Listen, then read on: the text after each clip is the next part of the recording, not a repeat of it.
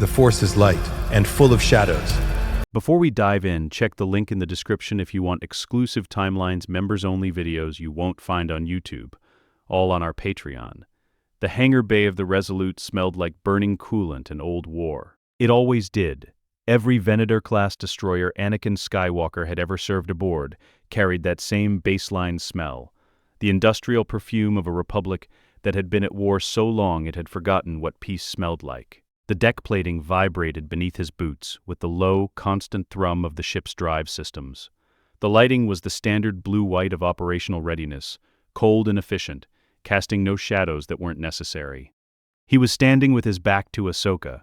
The case was already in her hands. He had felt the weight of it leave his grip 30 seconds ago, and his right hand, the mechanical one, hidden beneath its black glove, was still slightly open at his side, as if his fingers hadn't received the message yet that the sabers were gone. The 332nd stood in perfect formation behind him. He didn't need to turn around to see them. He had felt their presence the moment Ahsoka's shuttle touched down. 332 heartbeats arranged in precise rows, every one of them painted in her colors, orange and white, her markings on their helmets. Rex had done that. Rex, who was standing somewhere behind Anakin's left shoulder, had organized it without being asked, without being ordered, because that was the kind of man Rex was. Anakin had known it would destroy him to look at it directly. He had been right. Obi-Wan's voice crackled through the comm on his belt. "Anakin, the Chancellor." He took a step forward. The word hit him somewhere behind the sternum and kept going. The Chancellor. His foot was on the boarding ramp of his shuttle. The metal was slightly warm from pre-launch heating. He could feel it through his boot. One more step and he was inside. And then they were gone. And then the sequence of events that ended with him standing in a hallway on the Death Star, watching his son's hand fall into the dark, would simply begin. The way a stone begins to fall the moment you release it. No negotiation, no appeal, just gravity and time. He stopped. The breath that came out of him was not Anakin Skywalker's breath.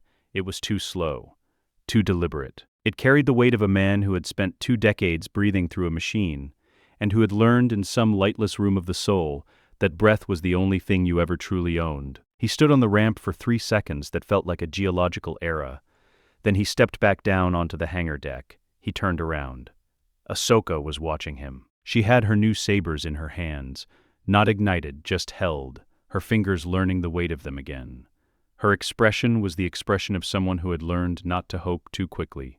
Rex had his helmet off. He was standing at parade rest with the helmet under his arm, and his face, which Anakin had read in 1,000 configurations of danger and loyalty, was carefully neutral in the way Rex's face got when he was feeling something too large to put anywhere visible. "Anakin?" Ahsoka said. Not a question exactly, more like someone saying a word in a foreign language they weren't sure they were pronouncing correctly. He walked back toward her. Not quickly, not with the restless, forward-leaning energy that had characterized every movement of his adult life. He walked back toward her, the way a man walks when he has already decided, when the decision has settled into his bones and become structural. He stopped 2 meters from her. He looked at her face, really looked at it, the way he hadn't let himself look at it when he handed her the case, because if he had, he wouldn't have been able to hand it over with any kind of steadiness. She was 20 years old. She had been through a war, a betrayal by the institution that raised her, an exile that was not exile but was never home either. She had crinkled lines at the corners of her eyes that hadn't been there 2 years ago. She was standing in front of him with her chin up the way she always stood when she was uncertain, because she had learned very young that uncertainty was not something you showed people unless you trusted them absolutely. She trusted him absolutely. She always had.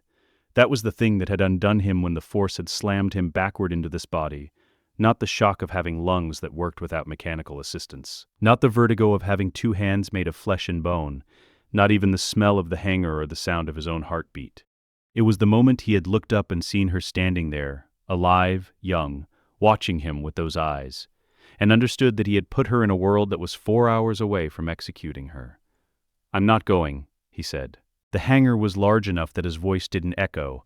It just traveled and found everyone, and stopped. Rex's expression broke open for exactly 1 second before he controlled it again. Ahsoka stared at him. "Anakin, Obi-Wan can handle the Chancellor." He said it with a flatness that invited no debate. Because there was no debate. He had already run the calculation in the part of his mind that was not 22 years old. And frightened, the part that had spent 23 years in the dark learning exactly what Sheev Palpatine was, and the numbers came out the same every time. Obi-Wan would not find what he expected to find. Obi-Wan would find a Sith Lord performing grief. And Obi-Wan, who was the best man Anakin had ever known, and who was therefore pathologically incapable of believing that someone he had trusted for 20 years was a monster, would be exactly safe enough to survive it. He doesn't need me in that room. The Council, Anakin said, and there was something in his voice that made 2 of the 332nd troopers in the back row straighten involuntarily, is not why I'm staying. He could see her trying to locate the version of him she knew, inside the version of him that was standing in front of her. He understood. He was doing the same thing in reverse, looking at her and trying to remember how to be the man she remembered, while the man he had actually been lived in his chest, like a stone. The siege, she said slowly. You need another Jedi. I need. She stopped, started again. You just gave me back my sabers and told me this was goodbye. I changed my mind. You never change your mind. I know, he said. This is the first time. Rex had put his helmet back on. Anakin couldn't see his face anymore, which was probably intentional, but he could see Rex's posture shift, the incremental adjustment of a soldier who has just received new orders from a commander he trusts, absorbing them, recalibrating, already beginning to think forward. Anakin's calm crackled again. Obi-Wan's voice, sharper now, the particular frequency of a man who was starting to move and expected compliance to have already happened. Anakin, we are leaving now. He unclipped the comm from his belt. He looked at it for a moment. This small piece of technology, this ordinary object, this device through which one version of his life would have called to him, and he would have answered, and the galaxy would have ended in the only way he had ever known. He raised it to his mouth. Go without me, Master, he said. I'm staying with the 332nd. A silence on the other end that had texture to it. Obi-Wan's silences always had texture. This is not what we discussed. I know. Go. Tell the Council I made a field call. A pause. Tell them I stayed where I was needed. Shorter. Then, quietly, with a weight that meant Obi-Wan understood something was happening that he didn't have the information to decode yet. May the Force be with you, and with you, Master. He clipped the comm back to his belt. He did not watch his shuttle leave.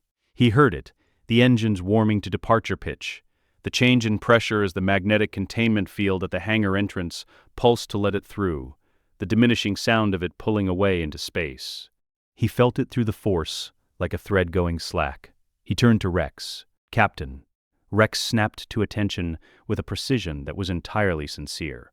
General. I need you to take me to your medical bay. He said it without preamble, without softening, watching Rex's face through the visor of the painted helmet. There's something I need to check. In your head. The silence that followed was the particular silence of a man whose training is in direct conflict with his instincts. Sir, Rex said carefully, that's a significant request. I know what it is. Can you tell me why? Anakin looked at him for a long moment. At this man who would, in 4 days, turn a rifle toward Ahsoka Tano without understanding why, without wanting to, without being able to stop himself. At this man who had followed him into more impossible situations than either of them could count, who had never once questioned whether the cost was worth paying, because Rex had understood something that Anakin had taken too long to learn. That loyalty wasn't given to an institution. It was given to a person. It was a choice made again, every day, in every engagement.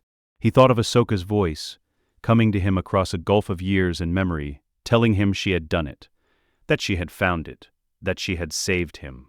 He thought of what it had cost her to save someone who was already gone. Because, Anakin said, someone put something in your head without asking you, and I'm going to take it out. And then, Anakin said, I'm going to tell you what it does. The medical bay of the Resolute was small, precise, and smelled of antiseptic and recycled air. It had 6 beds, 3 active diagnostic units, and 1 surgical droid that had seen enough Clone Wars field medicine to have developed what its programming file classified as accelerated wear patterns on its primary manipulator arms, and what anyone with eyes would simply call exhaustion. The lighting in here was warmer than the hangar, amber-tinted, designed for sustained work, for the kind of attention that blue-white operational light made difficult after the 3rd hour. Rex sat on the edge of the center bed, with his helmet off and his hands on his knees. He had not spoken since the hangar. He had walked the corridor from the bay doors to this room with the measured, deliberate pace of a man who has decided to trust a decision he doesn't fully understand yet, and who is managing that trust by not examining it too closely until he has more information. Anakin recognized the posture. He had seen it on Rex in 100 forward positions, in the seconds before an engagement where the intelligence was incomplete and the only available move was forward. The surgical droid ran the neural scanner in silence. Anakin stood at the foot of the bed and watched the readout. He knew what he was looking for. He had known for 23 years. Or rather, he had known for 6 years, since the memory of fives had surfaced in him like something dredged from deep water, and he had understood too late what it meant, and had buried that understanding because the man he had been then was not capable of holding it without breaking. The scanner chimed softly. There it was, a density irregularity in the hypothalamus, roughly the size of a grain of rice, sitting in the dark of Rex's skull like a seed waiting for the right frequency to bloom. Found it, Anakin said. Rex looked at the readout screen. He looked at it for a long time. His face did the thing faces do when the information they are receiving does not fit inside any category they have previously constructed. A kind of stillness that is not calm, that is the opposite of calm, that is the structural moment before a very large thing falls. What is it? Rex said. Not a question. The grammar of a soldier receiving a report. A chip. Organic, synthetic. Implanted during your development on Camino. Anakin kept his voice level and direct, the way you spoke to someone who deserved the truth delivered without cushioning. Every clone has one.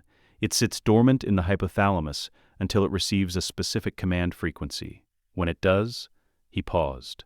1 second, it overrides higher cognitive function.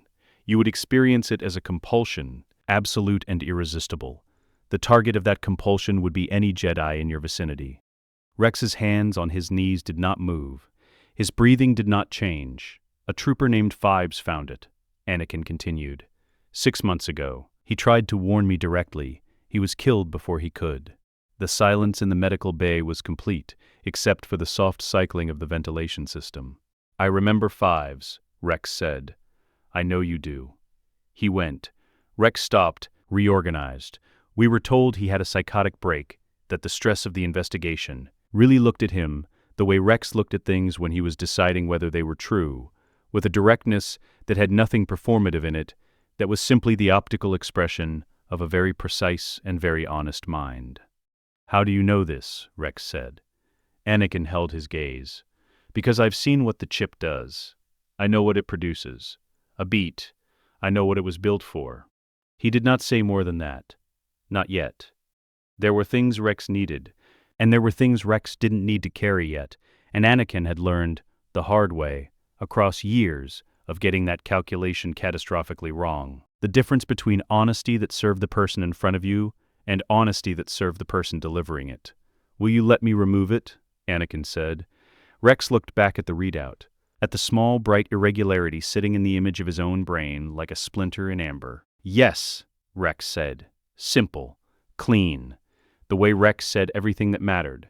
The procedure took 40 minutes. Anakin assisted the surgical droid with a precision that came from Vader's memory and Anakin's hands, and when it was done, Rex lay still for 22 minutes with his eyes open, staring at the ceiling, and Anakin sat in the chair beside the bed and did not speak, because there are things a man needs to process in silence, and the best thing you can do for him is be present without demanding anything from that presence. When Rex sat up, he sat up straight.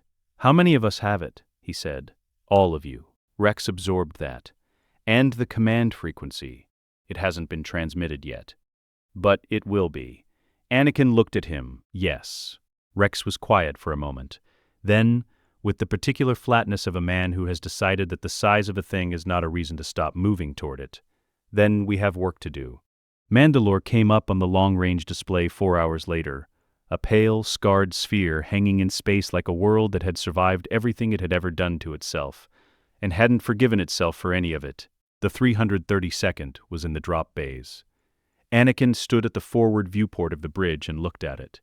He had been to Mandalore twice in his life, once in memory that was not his, the briefing files of a general who had followed the war from inside a black mask, and once in the particular anguish of knowing what had happened there, and being unable to stop it. He had never stood here, at this distance, with time still ahead of him. Sundari was visible on the daylight side. From orbit, the dome was a geometric imperfection on the planet's surface, a bubble of breathable atmosphere pressed into a world that had decided centuries ago it no longer owed its inhabitants anything. Inside that bubble, Maul, Ahsoka appeared at his shoulder. She had been in the drop bay for the past 3 hours, running combat review with Bo-Katan's Night Owls and the 332nd. The kind of pre-insertion coordination that she had always been exceptional at. The ability to walk into a room of warriors who didn't know her and be trusted inside of 20 minutes, through nothing but demonstrated competence and the complete absence of pretension. She had Anakin's sabers on her belt. She held herself differently with them there. Straighter. Not with arrogance, with recognition. Bo-Katan wants to talk to you before we drop, she said. She can talk to me during the drop. Ahsoka almost smiled. She's Mandalorian. She'd probably respect that. He looked at her profile for a moment, the way she was watching Mandalore come closer on the viewport, the calculation behind her eyes, the readiness in the set of her shoulders. She had grown into her command. It had cost her something to do it, and she had done it anyway, and what was left was not hardness, but density. There was more of her per square centimeter than there had been when she was his Padawan. "How are you feeling about the insertion point?" he said. "The South Gate is the right call. Bo-Katan's intelligence puts the heaviest super commando concentration at the east and north approaches. They'll be expecting a frontal push." She paused. "Saxon will have aerial coverage. The jetpack units are going to hit the dropships hard on the approach." "I know. We're going to take fire before we're on the ground." "I know that too." She looked at him. "You're very calm about it." There was no answer that wouldn't require more context than he was prepared to provide at altitude 4 minutes from a combat insertion. The drop bay alarm sounded. 3 short pulses, the signal to mount up. The gunship hit atmosphere, and the world became noise. Mandalore's upper atmosphere was thin but turbulent, the result of centuries of surface devastation disrupting the planetary weather patterns into something that had never quite stabilized. The gunship shuddered and bucked. Through the open sides of the bay, the sky was a dark amber color, dust in the upper layers catching the system's sun and turning it ugly. The dome of Sundari was visible below, growing. Anakin was in the lead gunship, with Ahsoka, Rex, and 8 troopers of the 332nd. He was standing at the open side holding the overhead grip with his mechanical hand, and he was looking down at the city coming up to meet them with the expression of a man reading a tactical display he has already memorized. The first missile came from the left. He felt it before the sensor operator called it a disturbance in the air, a fast-moving object with lethal intent, the Force presenting it to him the way it always had, not as information, but as certainty, the knowledge arriving in him pre-translated. He extended his right hand. The missile stopped. It hung in the air 20 meters from the gunship's port side, its engine still burning, going nowhere. The troopers in the bay saw it, and the bay went very quiet, in the way that spaces go quiet when something has happened that doesn't fit inside the existing model of the world. Anakin turned it around. He didn't watch it go back. He was already tracking the next one. 2 more missiles, staggered, coming from different vectors, a coordinated shot pattern designed to defeat point defense systems by attacking from angles that couldn't all be covered simultaneously. Both hands now. 2 missiles, arrested, reversed. The detonations, when they came, were somewhere below and behind them, distant percussion that the troopers felt in their chests more than heard. "General," Rex said, from somewhere behind him, with the tone of a man filing a report, "I see them.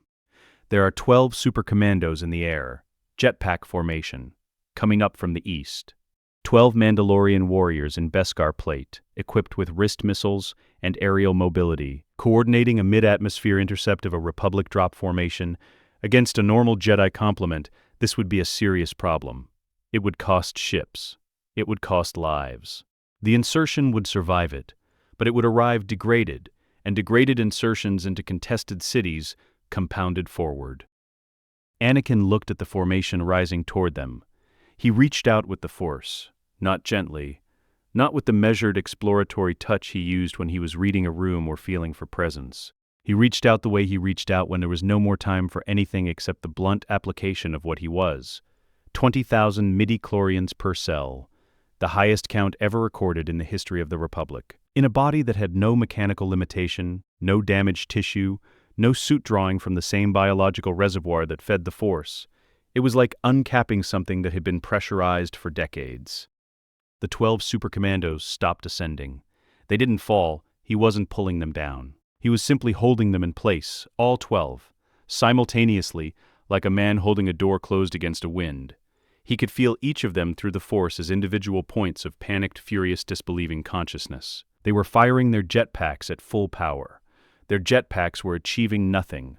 Ahsoka was standing at the opposite side of the bay.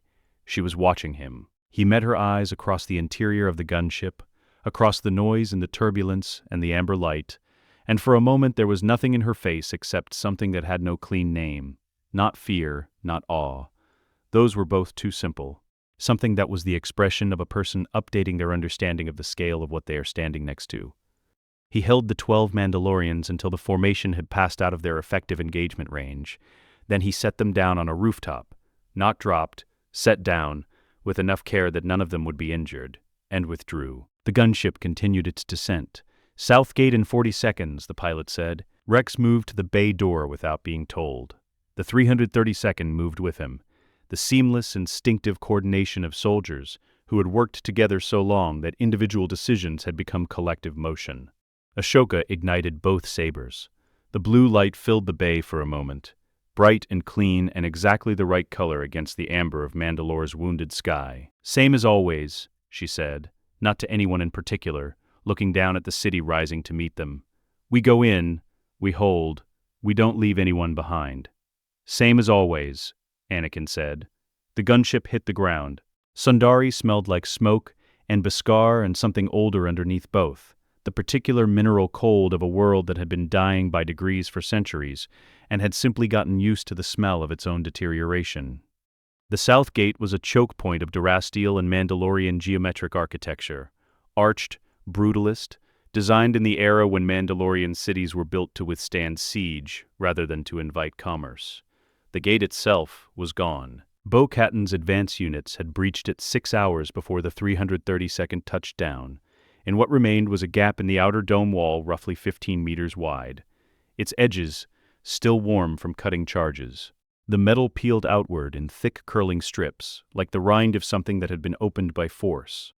Through the gap, Sundari opened up in vertical tiers, walkways and platforms stacked above each other in the geometric precision of Mandalorian urban planning.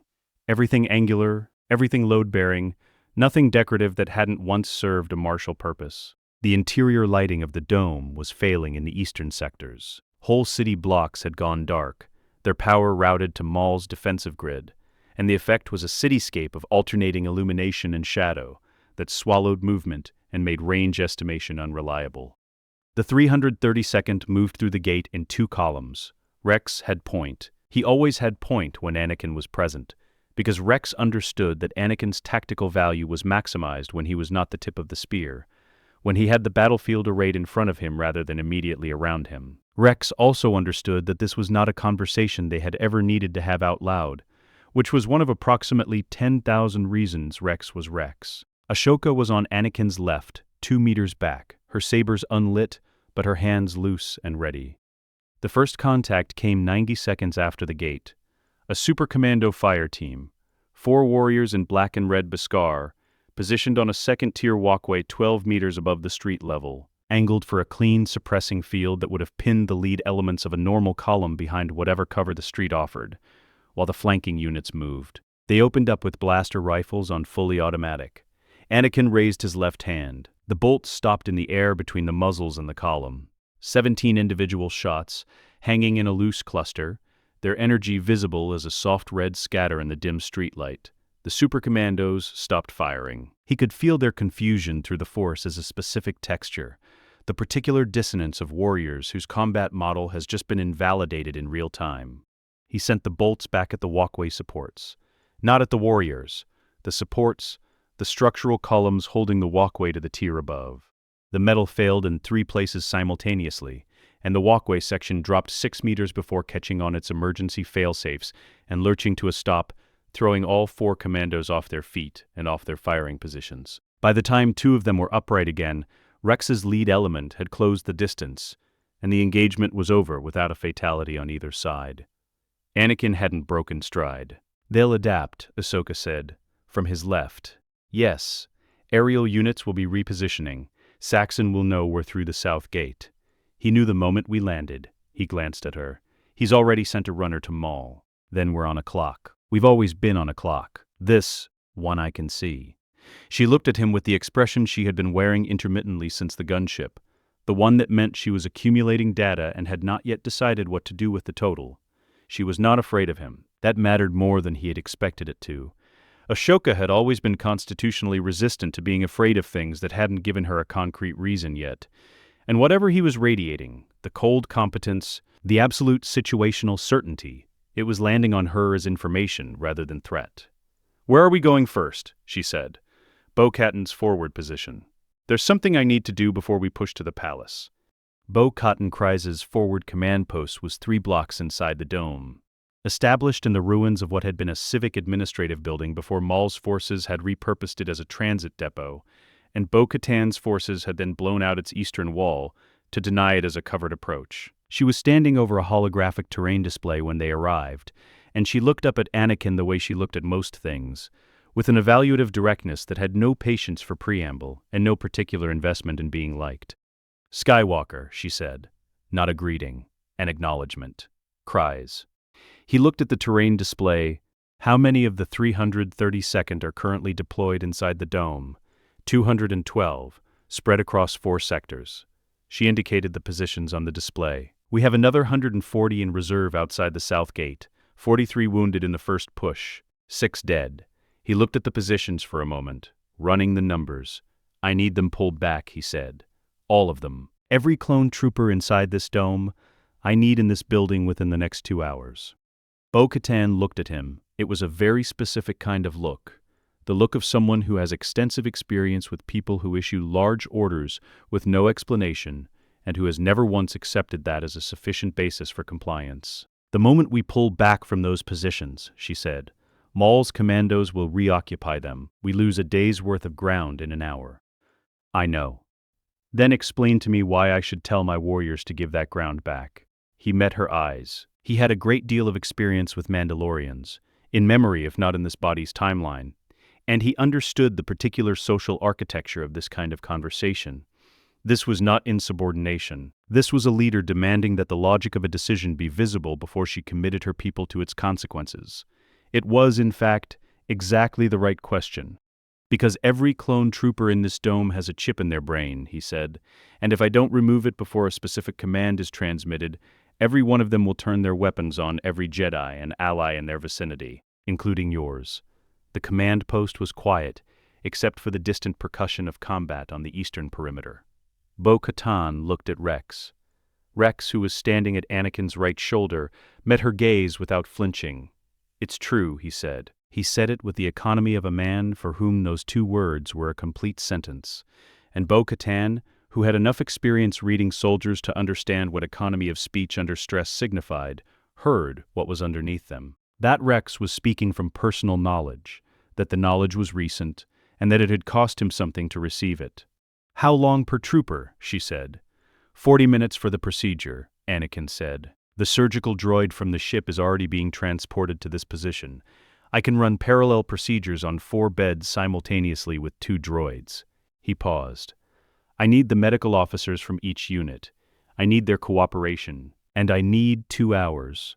Bo-Katan looked at the terrain display for 3 seconds. She was calculating what 2 hours of conceded ground cost against what it bought, and she was doing it with the speed of a commander who had made that category of calculation so many times that it had become reflexive. 2 hours, she said. "After that, I need those positions back." "After that," Anakin said, "you'll have 200 soldiers who will not turn on you when someone transmits a frequency. That's worth the ground." Then she turned back to the display and began issuing the recall orders, and Anakin walked to the back of the command post, where the surgical droids were being set up, and the work began. It took 153 minutes, not 2 hours. 153 minutes, which was 53 minutes longer than the window Bo-Katan had given them, and which she enforced exactly 0 consequences for. because at the 90-minute mark she had walked to the back of the command post, looked at what was happening, and had not spoken again until it was over. What she saw was this: 4 beds in continuous rotation, troopers cycling through sedation and procedure and recovery in a sequence that had found its own rhythm after the first dozen. The surgical droids worked with mechanical precision. Anakin moved between the beds in a pattern that was not frantic and was not slow. It was the pace of someone who has calculated the exact speed at which quality of outcome is maintained, and who will not exceed it regardless of external pressure. He talked to each trooper before they went under. Not long. 2 or 3 sentences. He told them what he was removing and why. He told them it was their brain, and they deserved to know what was being done to it. He told them the recovery would take 20 minutes, and they would feel disoriented, and that was normal. He did not tell them what the chip would have made them do. That was information for after, when they had the cognitive stability to hold it without it warping into something destructive. Rex administered the pre-sedation and monitored the recovery end. He had been doing it since the first procedure without being asked, had simply moved to that position in the rotation and occupied it with the complete, functional calm of a man who has found the most useful place to stand and stood in it. At the 130-minute mark, a trooper named Kryze came out of recovery, blinked at the ceiling for the requisite disoriented interval, and then turned his head and looked at Rex. "Captain," Kryze said. His voice was slightly slurred from the sedative metabolizing out of his system. "What they take out of my head." "Something that wasn't supposed to be there," Rex said. Kryze absorbed this. "Am I different?" Rex looked at him. "No, you're exactly what you always were. That's the point." Kryze looked at the ceiling again. Something moved across his face. Not relief exactly, more like the expression of a man who has been told that the locked room he thought he knew the contents of was actually empty, and is still deciding how he feels about having worried about it. "Okay," Kryze said. "Okay."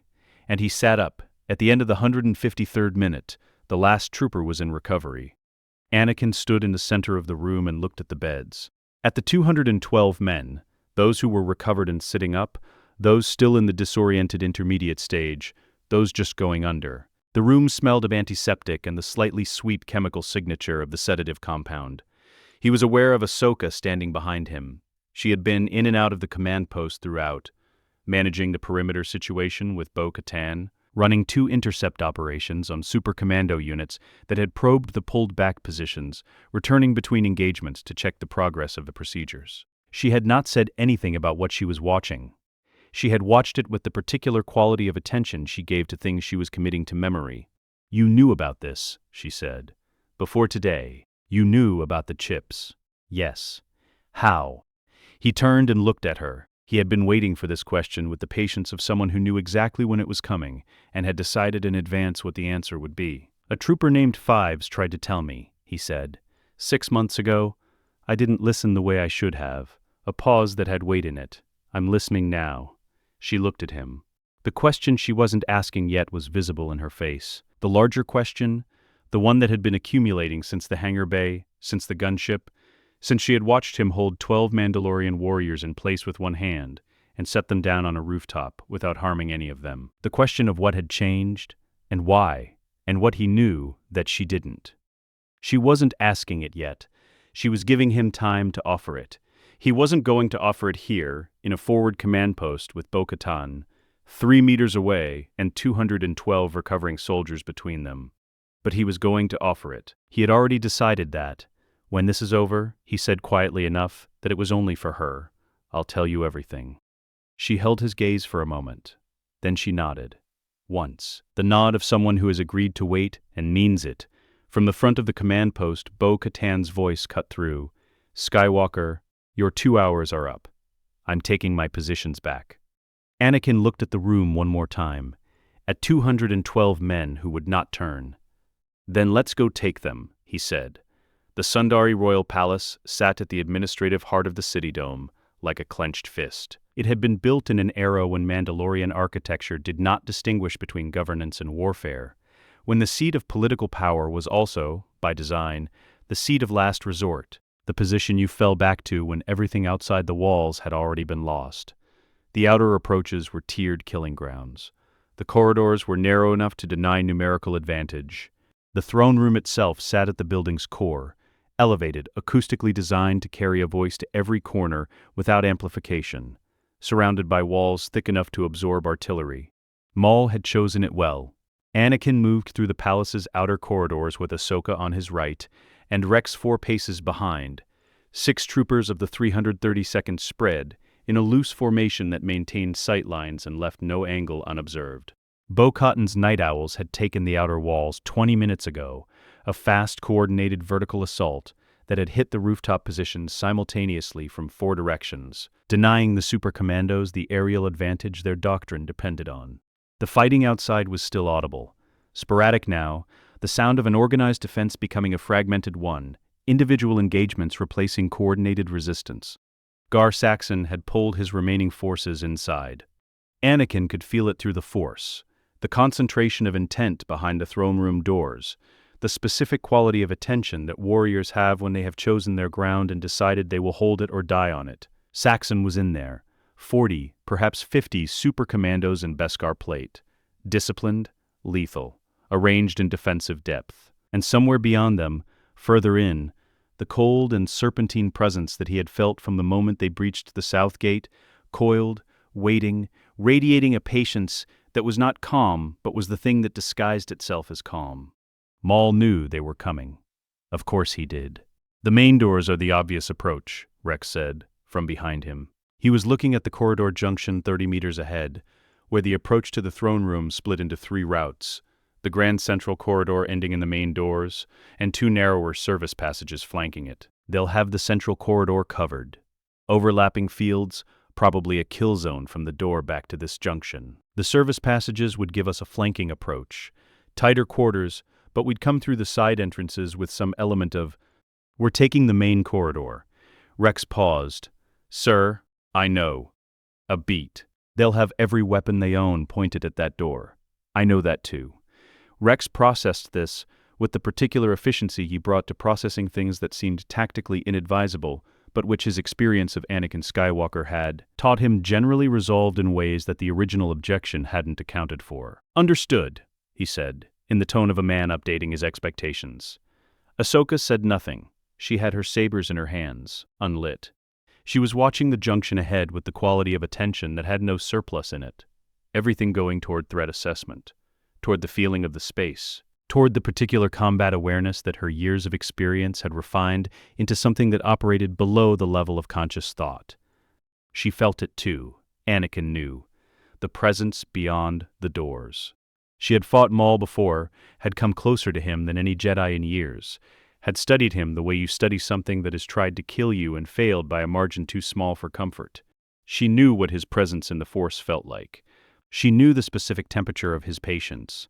What she was feeling now was different from what she remembered. She glanced at him. "He's not trying to hide," she said. "No, he wants us to know he's there." "He wants me to know." Anakin said, "He's been waiting since we came through the gate." He felt the Force work in the approach, the missiles, the commandos on the walkway. He paused. He's recalibrating. What does that mean for us? It means he's not going to attack until he understands what he's facing. Maul is many things. Reckless isn't one of them. They reached the junction. The central corridor stretched ahead of them. 30 meters of open space to the throne room's main doors. High-ceilinged, lit by the cold blue-white of Maul's commandeered power grid. The floor polished Mandalorian stone that would carry every footstep to the ears of the men waiting behind those doors. Anakin looked down it.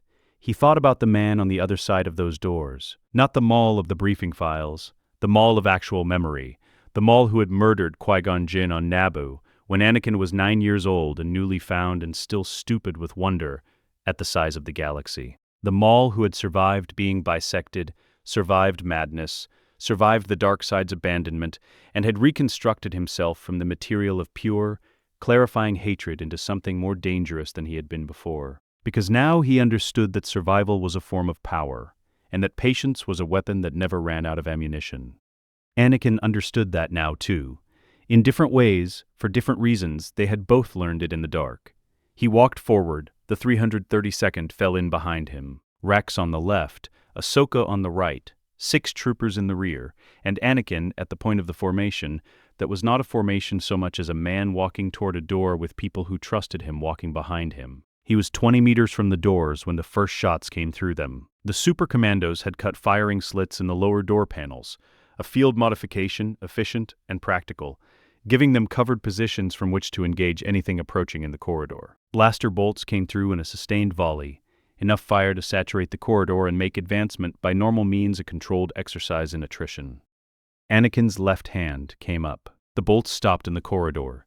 15, 20, 30 of them, a cluster of suspended energy hanging in the air at chest height, their light casting moving red shadows on the stone walls. The firing continued from behind the doors for 3 more seconds before it registered on the super commandos that nothing was reaching the end of the corridor and making contact with anything.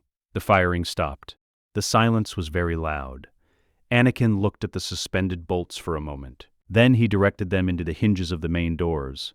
Concentrated, precise, the same energy the super commandos had sent at him repurposed and returned with interest.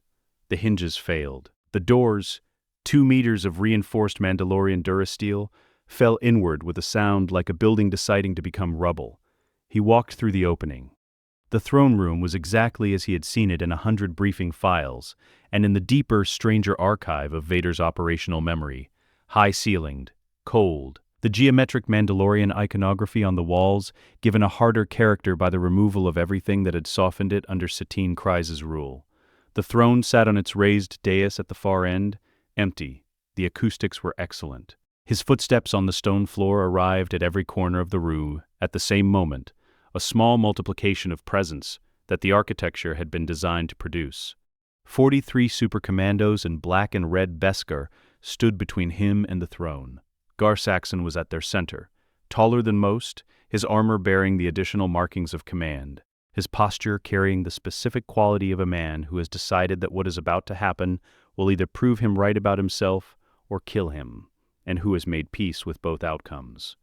Saxon looked at Anakin. He looked at the fallen doors. He looked at the suspended blaster bolts that had followed Anakin into the room and were hanging in the air behind him like an accusation. "I've heard stories about Jedi," Saxon said. His voice was even, a warrior's voice, trained to convey neither fear nor bluster. "I've fought Jedi. None of them moved like that." "Most Jedi aren't me," Anakin said. "No." Saxon's hand moved to his wrist-mounted launcher. Not a threat display. A preparation, the movement of a professional confirming the availability of a tool. Lord Maul anticipated a Jedi. He didn't specify which one. "Where is he?" "Watching." Saxon's eyes moved briefly upward. A microtel. Involuntary. The upper gallery, Anakin had already felt the presence there, coiled against the shadows above the main floor, with the patience of something that had decided not to move until it had more information. He wants to see what you are before he decides what to do about it. "Then let's give him a clear view," Anakin said, and hit all 43 super commandos with the Force simultaneously. He didn't kill them. That was a specific choice made in the half-second before the impact. A calculation that weighed the lives of 43 warriors who had chosen the wrong side of a political conflict against the cost of killing them, and found the cost too high for what it bought. He sent them into the walls, into each other, into the floor, with enough controlled force to remove them as combatants, and not enough to remove them from the living. Beskar plate absorbed a great deal of impact. These men would have fractures, concussions, the particular full-body damage of having been thrown by something that hit you everywhere at once. They would not be getting up to rejoin the engagement.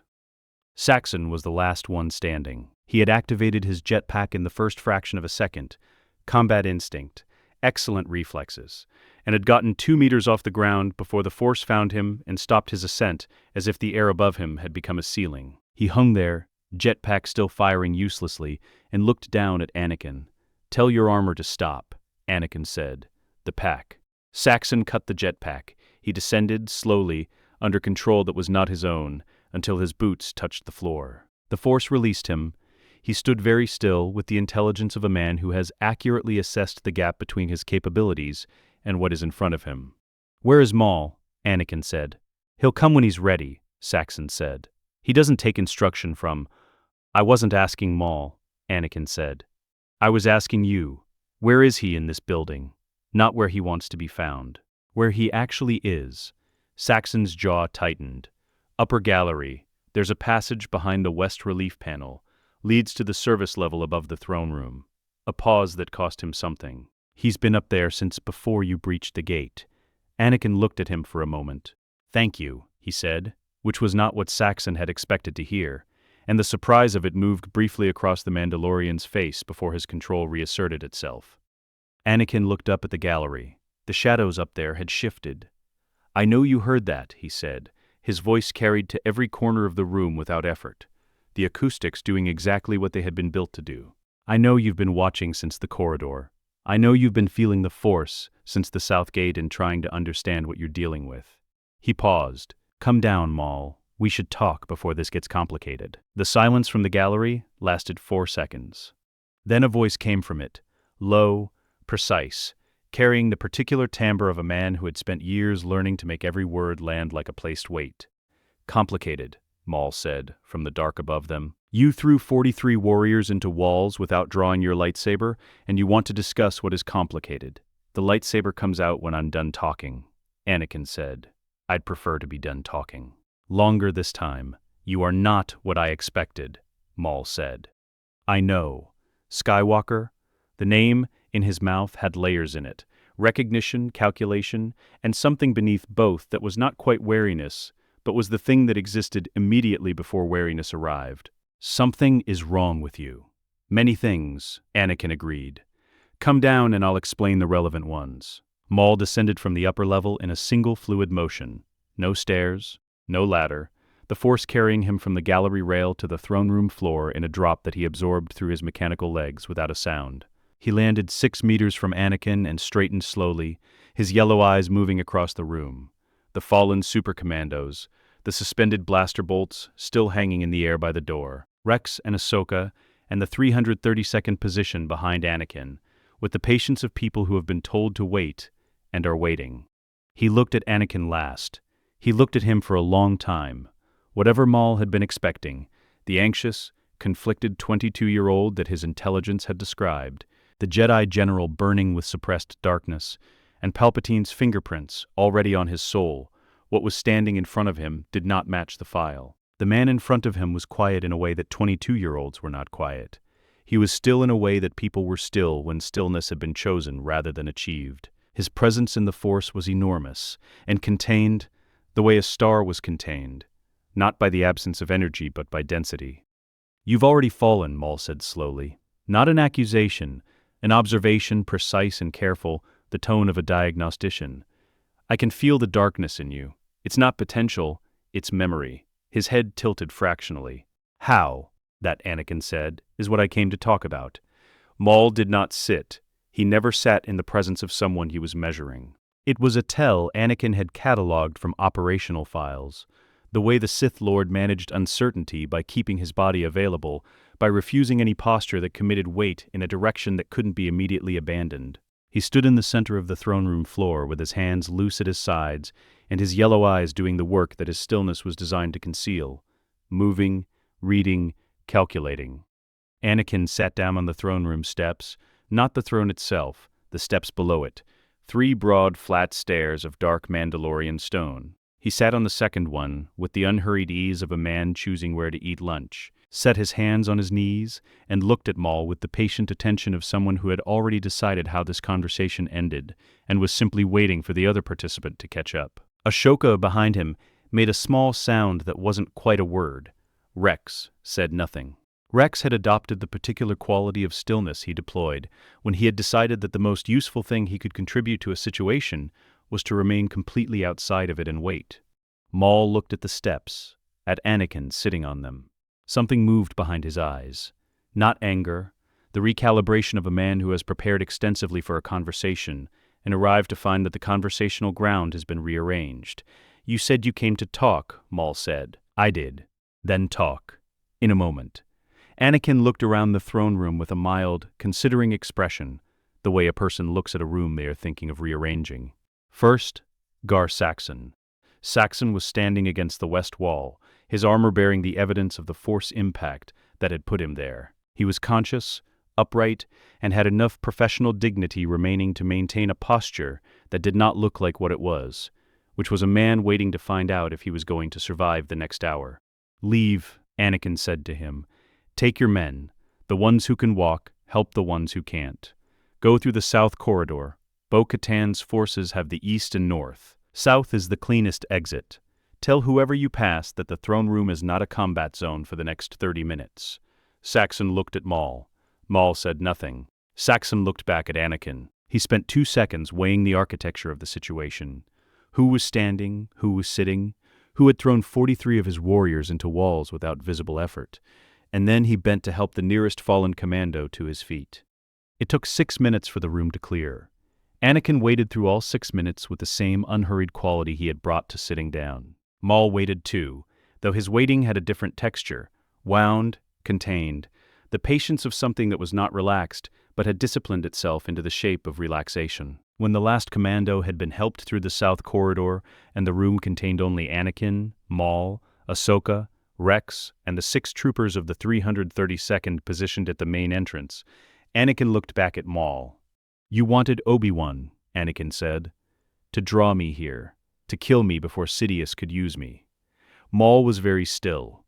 "I know about the plan," Anakin continued.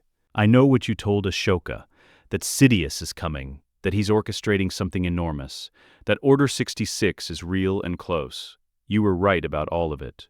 A pause. "You were right, and Ahsoka didn't believe you, and in another version of today, that was how it ended. You tried to stop it the only way you knew, by removing the piece Sidious needed most. It wasn't a bad plan." "You speak," Maul said carefully, "as though you know how it ended." "I do. That's not possible." "I know." Anakin looked at him. "I'm telling you anyway." Maul's eyes moved to Ahsoka, then back. The calculation behind them was visible if you knew what to look for. The cross-referencing, the matching of this against everything his intelligence had told him about Anakin Skywalker, the search for the place where the information broke down and revealed itself as manipulation. It wasn't breaking down. That was the problem. That was what was behind the stillness that was no longer quite as controlled as it had been when he descended from the gallery. In the version of today that I remember, Anakin said, "Sidious executes Order 66 within the week. The clone army turns on every Jedi in the field. Simultaneously, the temple burns. The Republic becomes an empire. And I—" He stopped. Let the pause carry what words would have overloaded. "Become the thing Sidious needed me to be.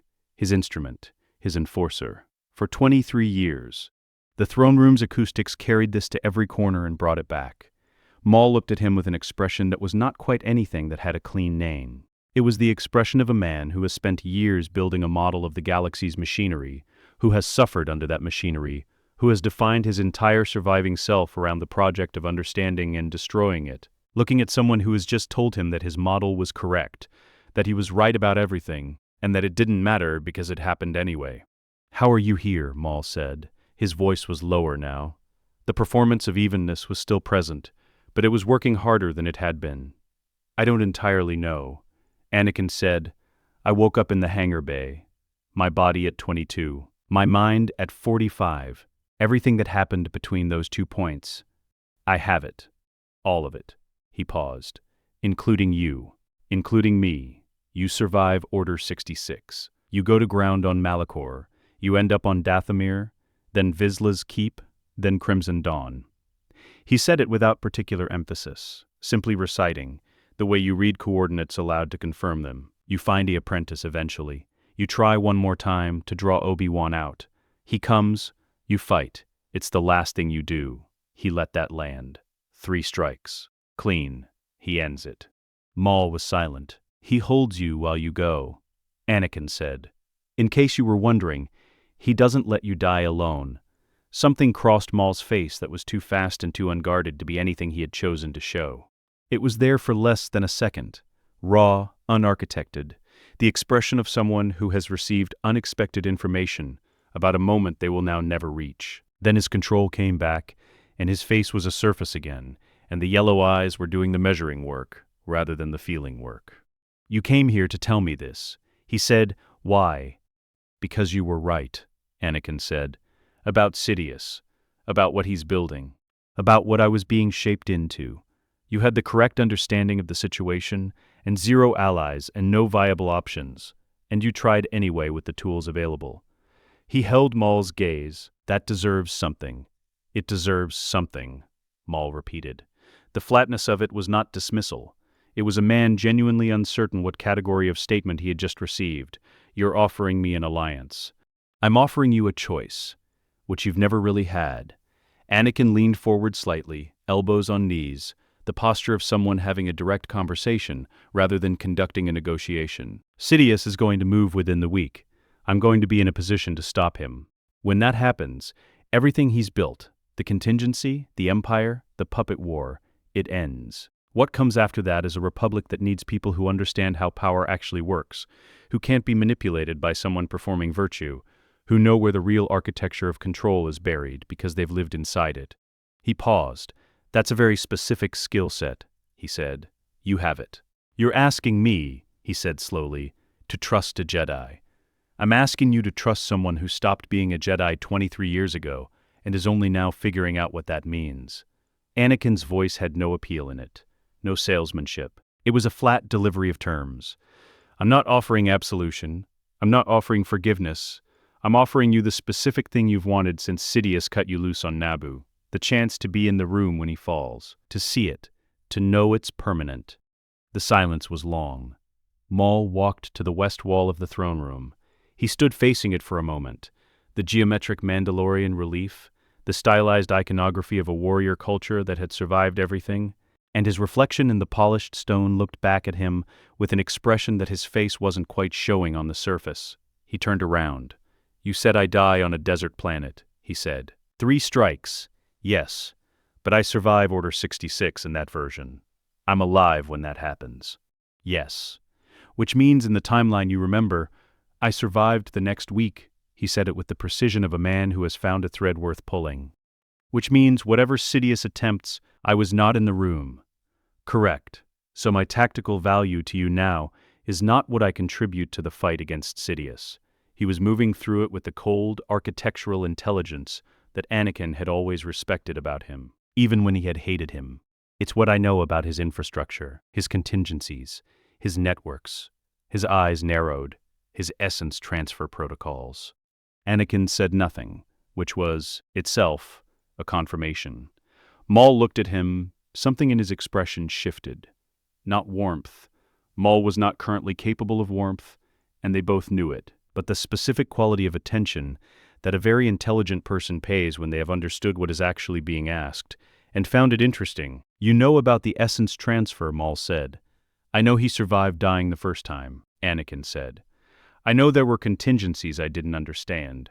I know that the second death required more than a lightsaber. He held Maul's gaze. I know there are things about Sidious's preparation that I don't have the full map for, and I know you've spent 30 years studying him. Longer, Maul said quietly. Then you have information I need. Maul was silent for a time that had texture to it. Not hesitation, the feeling of a man running a calculation he hadn't expected to be running, checking it, finding that it held. If I help you, Maul said, and you succeed, the republic that follows will not be what came before, Anakin said. I'm not trying to restore a republic that was already failing. I'm trying to prevent a Sith from replacing it with something worse. A pause. What comes after is a different problem, one I'd rather have. Maul looked at the throne, at the empty seat on its raised dais, with its view of the whole room. Mandalore, he said. What about it? She'll have it.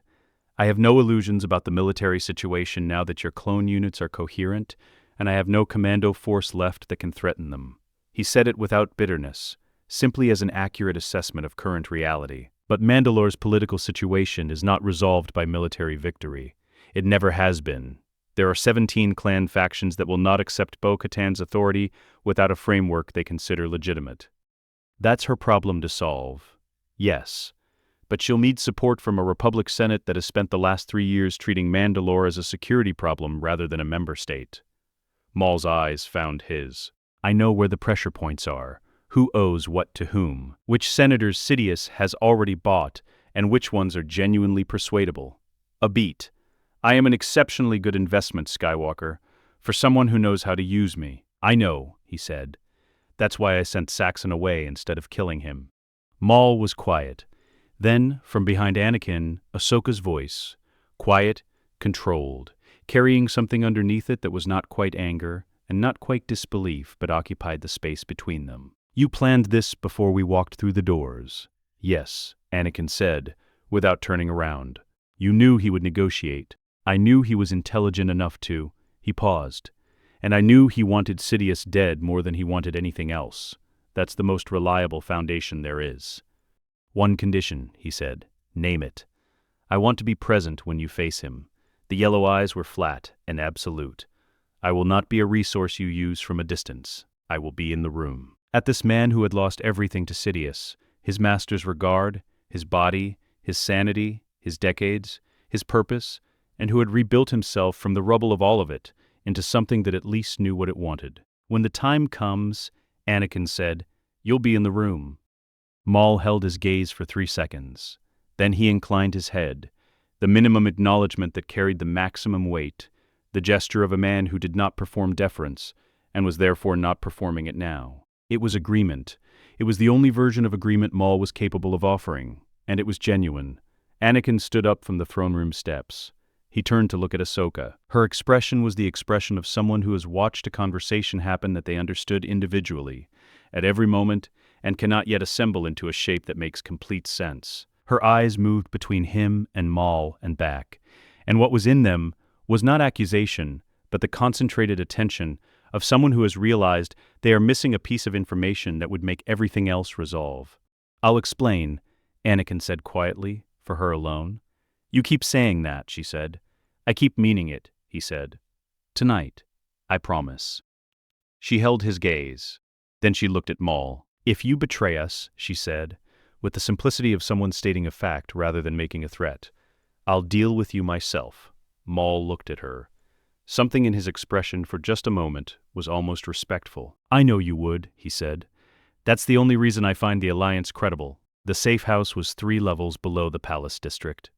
Bo-Katan had established it in the first hours of the siege, a maintenance sub-level beneath one of Sundari's water reclamation facilities, accessed through a service corridor that appeared on no current Imperial-era map because it predated the dome's last major renovation by 60 years. The room itself was low-ceilinged and utilitarian, bare durasteel walls sweating condensation, a single long table of welded pipe and plating, portable lighting that cast everything in the warm amber of field operations. It smelled of recycled water and old metal, and the particular staleness of enclosed spaces that had been sealed for a long time and recently reopened. Bo-Katan had given them the room for 2 hours. She had not asked why. She had looked at Anakin and at Ahsoka and at the quality of what was moving between them, the accumulated weight of a conversation that had been deferred across an entire day of combat, and had made the assessment that this was not her territory. Bo-Katan Kryze understood the difference between intelligence she needed and intelligence that belonged to someone else. It was one of the things that made her a credible leader. Rex was outside the door. He had positioned himself there without being asked, which meant he understood that this was the kind of conversation that needed a perimeter maintained by someone who could be trusted to maintain it without needing to know why. The door closed. Ahsoka sat on the edge of the table. She had her sabers on her belt. She hadn't taken them off since Anakin gave them back in the hangar, which he understood. When something has been taken from you and returned, you keep it close until the return stops feeling provisional. She had her hands in her lap and her eyes on him, and she was giving him the silence he needed to begin. The way she had always given him space in the moments that mattered, even when she was young, and patience had cost her more than it cost her now. He stood on the other side of the table. He had been deciding, for the last 4 hours, how to do this. Not whether, that had been decided in the hangar, in the moment he turned around and walked back toward her. But how? What to lead with? What order to arrange the pieces in so that the whole was receivable, rather than simply enormous? He had been doing the same calculation with the same problem since he woke up in this body, and he had run it with Padmé in his head, how he would tell her, what he would say, and with Rex, and with Maul. Each time the approach had been different, because the person was different, because the truth was the same, but what it meant to each of them was shaped by who they were, and what they had already survived. With Ahsoka, he knew the approach had to be direct. She had spent 2 years in exile, partly because the people who should have told her the truth had instead managed her toward a conclusion that served the institution. She would not receive careful arrangement. She would receive it as another version of being handled. He sat down across from her. In another version of today, he said, "You and I said goodbye in that hangar and I got on my shuttle. Obi-Wan and I went to the Senate building. We found Palpatine in his office with Mace Windu and 3 other masters. They'd identified him as the Sith Lord we'd been looking for. There was a fight. Mace had him beaten." He paused. I stopped Mace from finishing it. Ahsoka said nothing. Her eyes didn't move from his face. "Palpatine told me the dark side had the power to prevent death," he continued. "That he could teach me to save Padmé. I'd been having visions of her dying in childbirth. The same kind of visions I had about my mother, which came true. I was terrified." He said it without apology, without softening. I stopped Mace. "I helped Palpatine kill him. And then I knelt on the floor of that office, and I told the man who had just manipulated me into murdering a member of the Jedi Council that I would do whatever he asked." The condensation on the walls ran in thin lines down to the floor. The portable lights hummed their low, constant hum. "Palpatine sent me to the temple," he said, "with a battalion of the 501st. We went in the middle of the night." He looked at the table surface, then back at her. "We killed everyone inside. Masters, knights, Padawans." He held her gaze and did not allow himself to look away from it. "Younglings, Ahsoka." Ahsoka's breathing had changed. It was still controlled. She was not a person who lost control of her breathing easily. But it was shallower than it had been, the specific adjustment of someone absorbing an impact and distributing it across their whole body, so no single part takes it all at once. "Then I went to Mustafar," he said, "to eliminate the Separatist Council. And you need to understand that I'm not using the word eliminate as a euphemism. I walked into that room and I killed every person in it. And I felt nothing about it except that it was an order I was following. And that following orders meant Palpatine would teach me what I needed to know, and that the only thing that mattered was keeping Padmé alive." He stopped. He let that sit for a moment because it needed to sit, because the next part required her to have already received what came before it. "Padmé followed me to Mustafar. Obi-Wan was on her ship. She didn't know. When she saw what I'd become, she told me she couldn't follow me. I thought she'd betrayed me. I thought Obi-Wan had poisoned her against me." His voice was level. It was the levelness of something that has been examined so many times in the dark that it has lost the power to destabilize him, which was different from the levelness of something that doesn't hurt. "I choked her, with the Force. My pregnant wife. And then Obi-Wan and I fought, and he won, and he left me burning on the edge of a lava river on a planet called Mustafar." Ahsoka's hands in her lap were very still. "Palpatine found me," he said. "Put me in a suit. Life support. Full body, the thing you've never seen but would recognize if I described it. Black, respirator, more machine than man. That's what I was for 23 years. Darth Vader, the Emperor's instrument." He paused. "Padmé died. The medical droid said she simply lost the will to live. I know now that's not the whole truth. The Force was more complicated than that. But I believed for 20 years that I killed her. That my anger and my fear and my choice killed the one person I was trying to save." The room was very quiet. "Luke and Leia survived," he said, hidden. "Separated, I didn't know about Leia for most of it. I didn't know she was mine until near the end. Luke I found eventually. We fought. I told him I was his father. He chose to fall rather than join me. He let that land without commentary because it didn't need any. That was the last moment I remember before I woke up in the hangar bay, standing on a bridge watching my son fall into the dark, knowing I deserved exactly that." He stopped speaking. Ahsoka was looking at him with an expression that he had no complete name for. It was not pity. He would have felt pity as a kind of distance. And this was not distant. It was not horror, though there was horror somewhere in it. It was the expression of someone who has received something enormous and is holding it with both hands, carefully the way you hold something that is also very fragile. "You were going to do all of that," she said. Her voice was quiet and precise. "In the version where you got on the shuttle, you were going to do all of that, and I was going to be here." "Yes. What happens to me in that version?" He held her gaze. "Order 66 fires while you're in this city. The 332nd turns. Rex turns. His chip activates. He nearly kills you." He paused. "You survive, you free Rex, the same way I freed him today, but under fire, alone, with a city collapsing around you. You fake your death on a downed cruiser. you disappear for years. You live, he said. I want you to know that first. You live, and you're extraordinary, and you find your way to being exactly who you needed to be even after everything. He paused, but the cost of it was enormous. And you carried it alone. And he stopped, started again. I was the instrument of most of what made that cost necessary, not just Order 66. The temple, the purge afterward, Jedi I hunted down in the years that followed. His voice dropped slightly. I need you to know that I know that. All of it. Ahsoka was very still. Then she got off the table and walked to the far wall of the room and stood facing it with her hands at her sides. The condensation ran past her eye level and she watched it without seeing it. Anakin waited. He gave her the silence the way she had given him the silence at the beginning, and he meant it the same way she had, not as pressure, but as presence. When she turned around, her eyes were bright, but dry. Ahsoka had always cried from the front of her grief, rather than the back of it. She felt things on the way into them, not on the way out, and the composure on her face now was not suppression. It was the composure of someone who has already moved through something and is standing on the other side of it. Did you know, she said, in that version. At the end, did you know what you'd done? For 23 years. Yes. Why? It was the simplest and most complete question, and he owed her the simplest and most complete answer. Because I was afraid, he said. Every choice I made that led there came from fear. Fear of losing Padmé. Fear of my own power.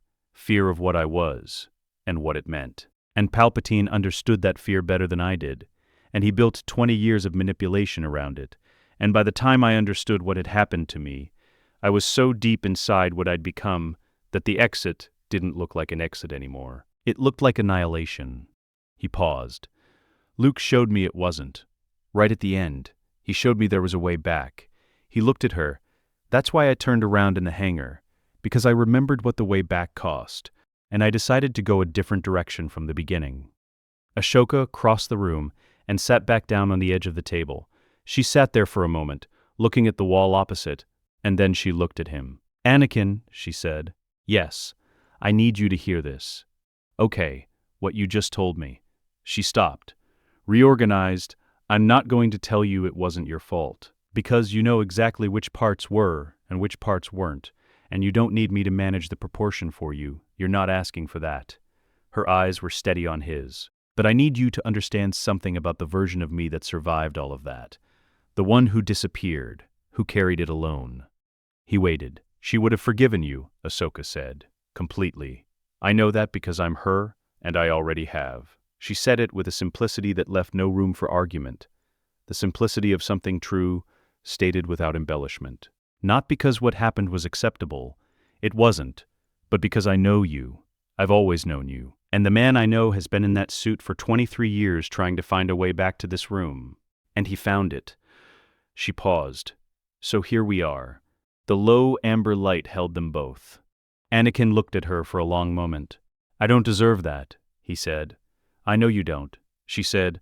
I'm giving it to you anyway. That's how forgiveness works. It's not a verdict, it's a choice. She held his gaze.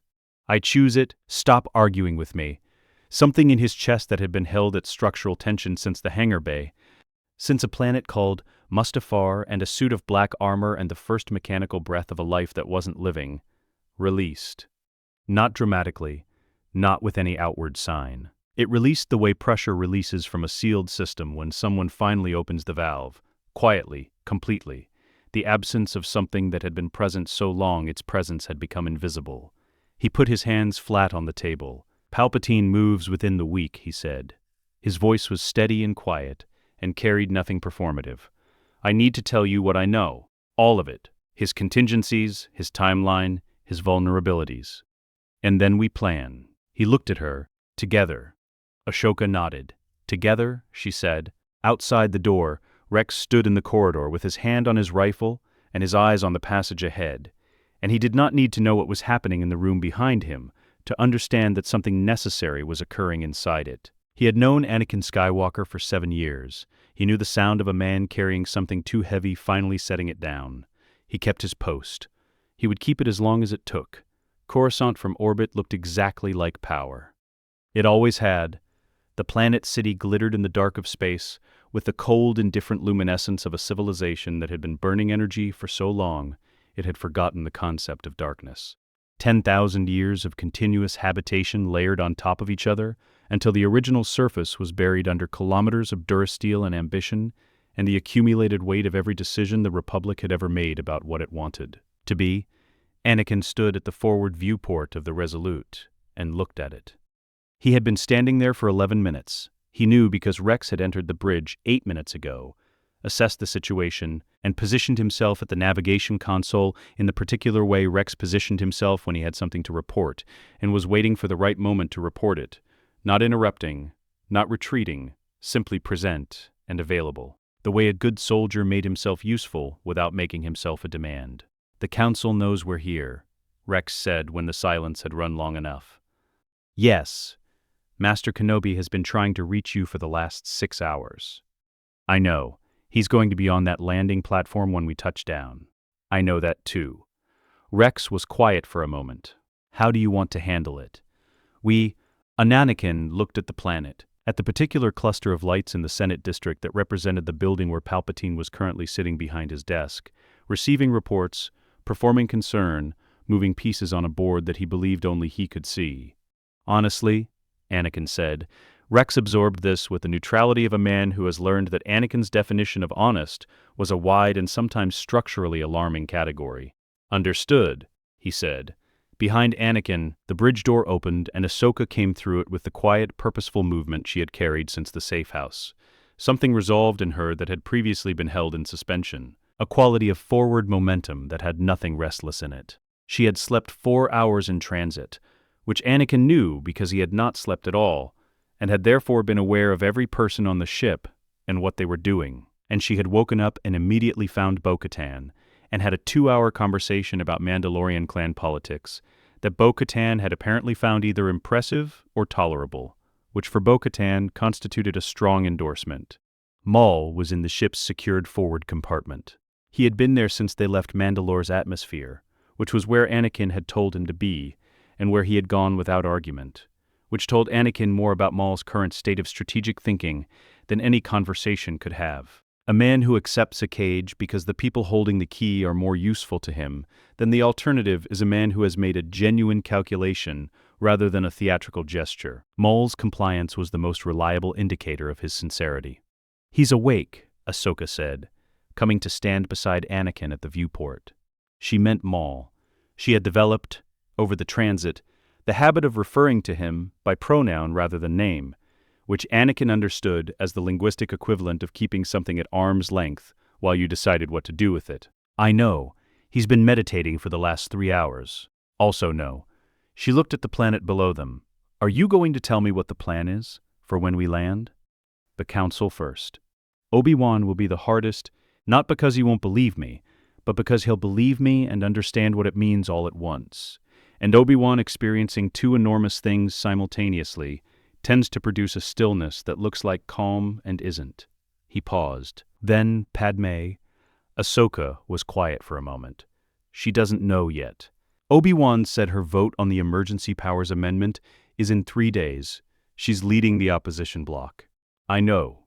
He looked at the planet with the expression of a man who loves something and is afraid of it at the same moment. "She's extraordinary." "Anakin." "Yes. When you tell her..." Ahsoka stopped, reorganized. "What you told me in that room. What you told me about Mustafar. Are you going to tell her all of it?" He was silent for a moment. "Yes. That's going to be devastating," he said, "and necessary. And she will handle it better than I will, because she always does." He looked at the viewport. "Padmé has never needed me to protect her from truth. She's needed me to be honest enough to give it to her. That's the part I kept failing at." Ahsoka said nothing. She looked at the planet with him for a moment, and then she looked at his profile, and whatever she saw there settled something in her that she didn't articulate. The Resolute began its descent. Obi-Wan was on the landing platform. Of course he was.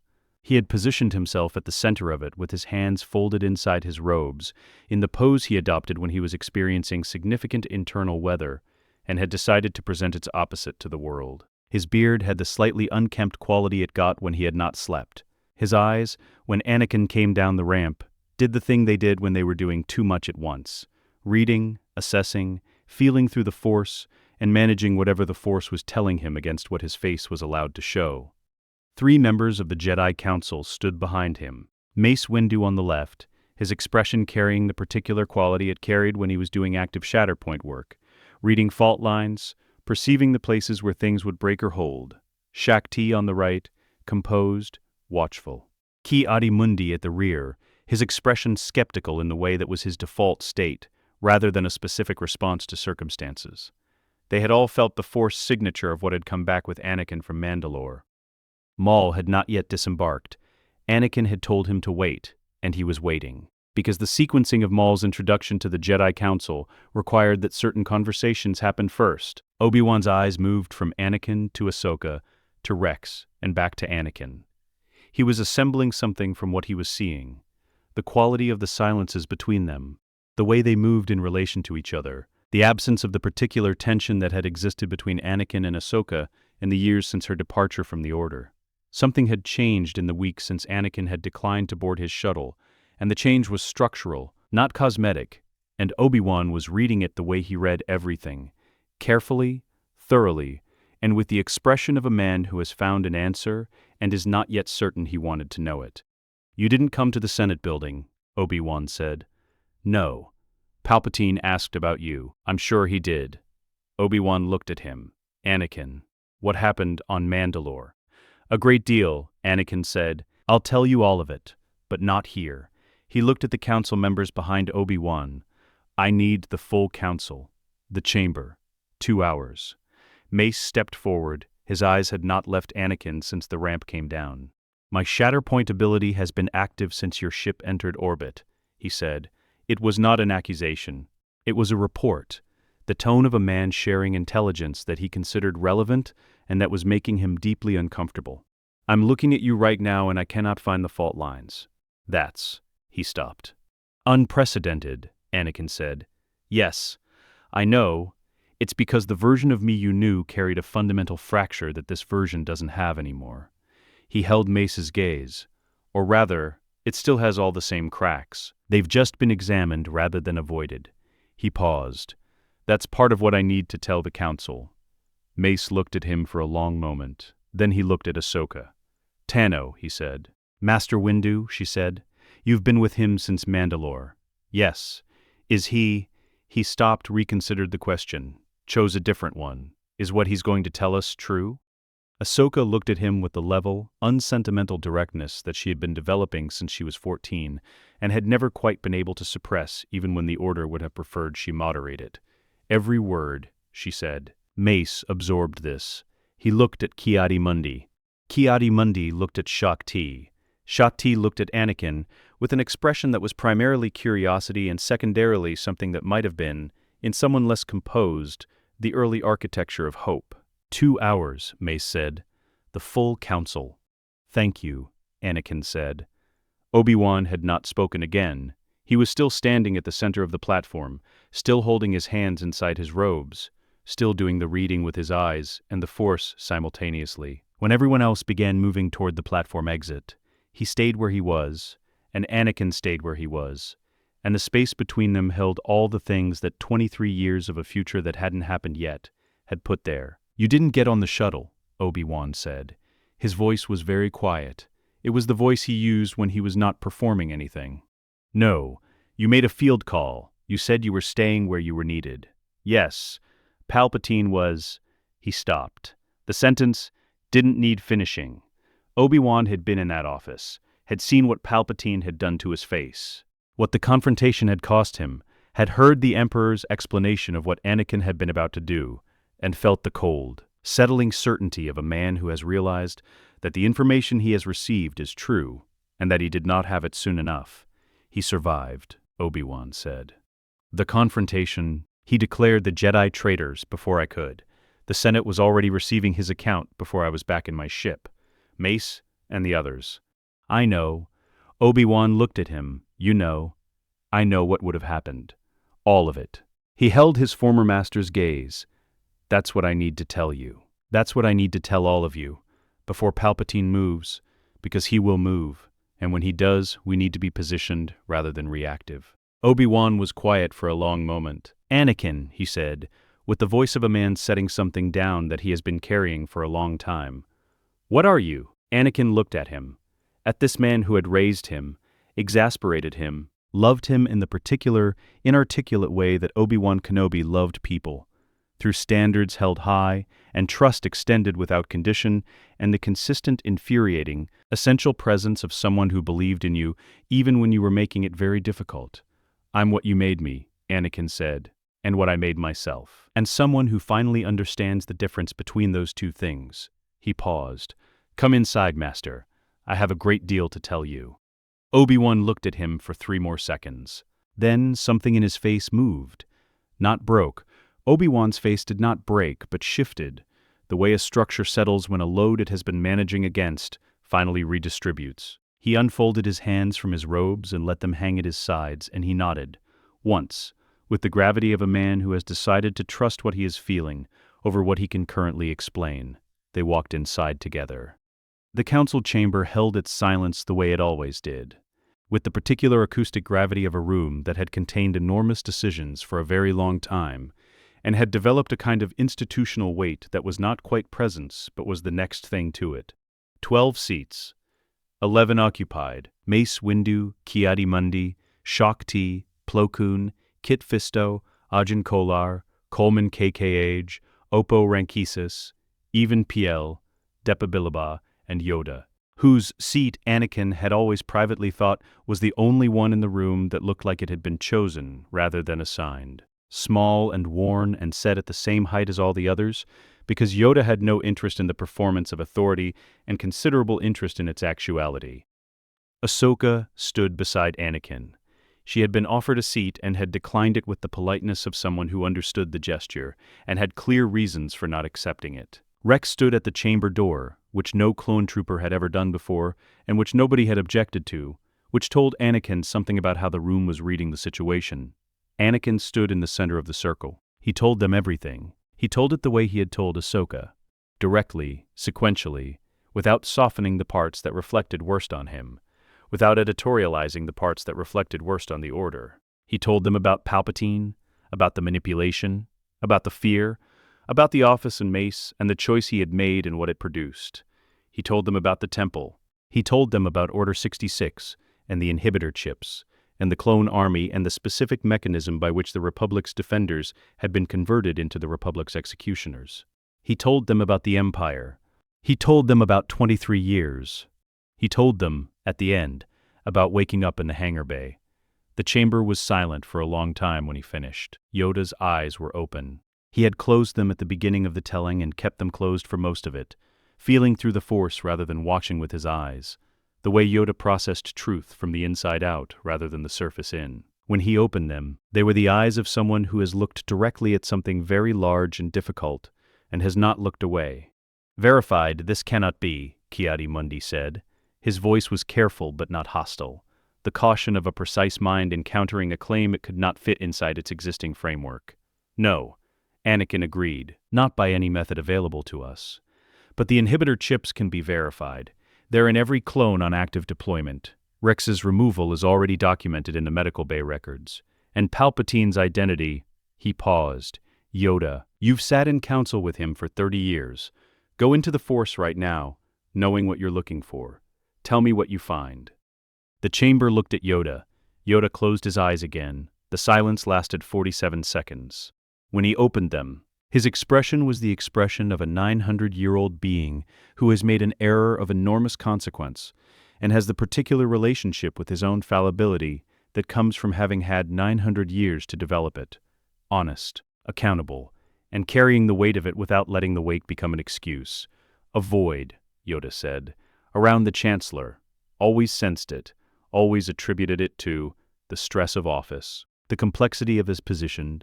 His gimmer stick touched the floor once, softly. My failure, this was. The chamber was very quiet. "Then we have a Sith Lord in the Chancellor's office," Mace said. His voice was flat and precise, and moving already toward operational rather than emotional.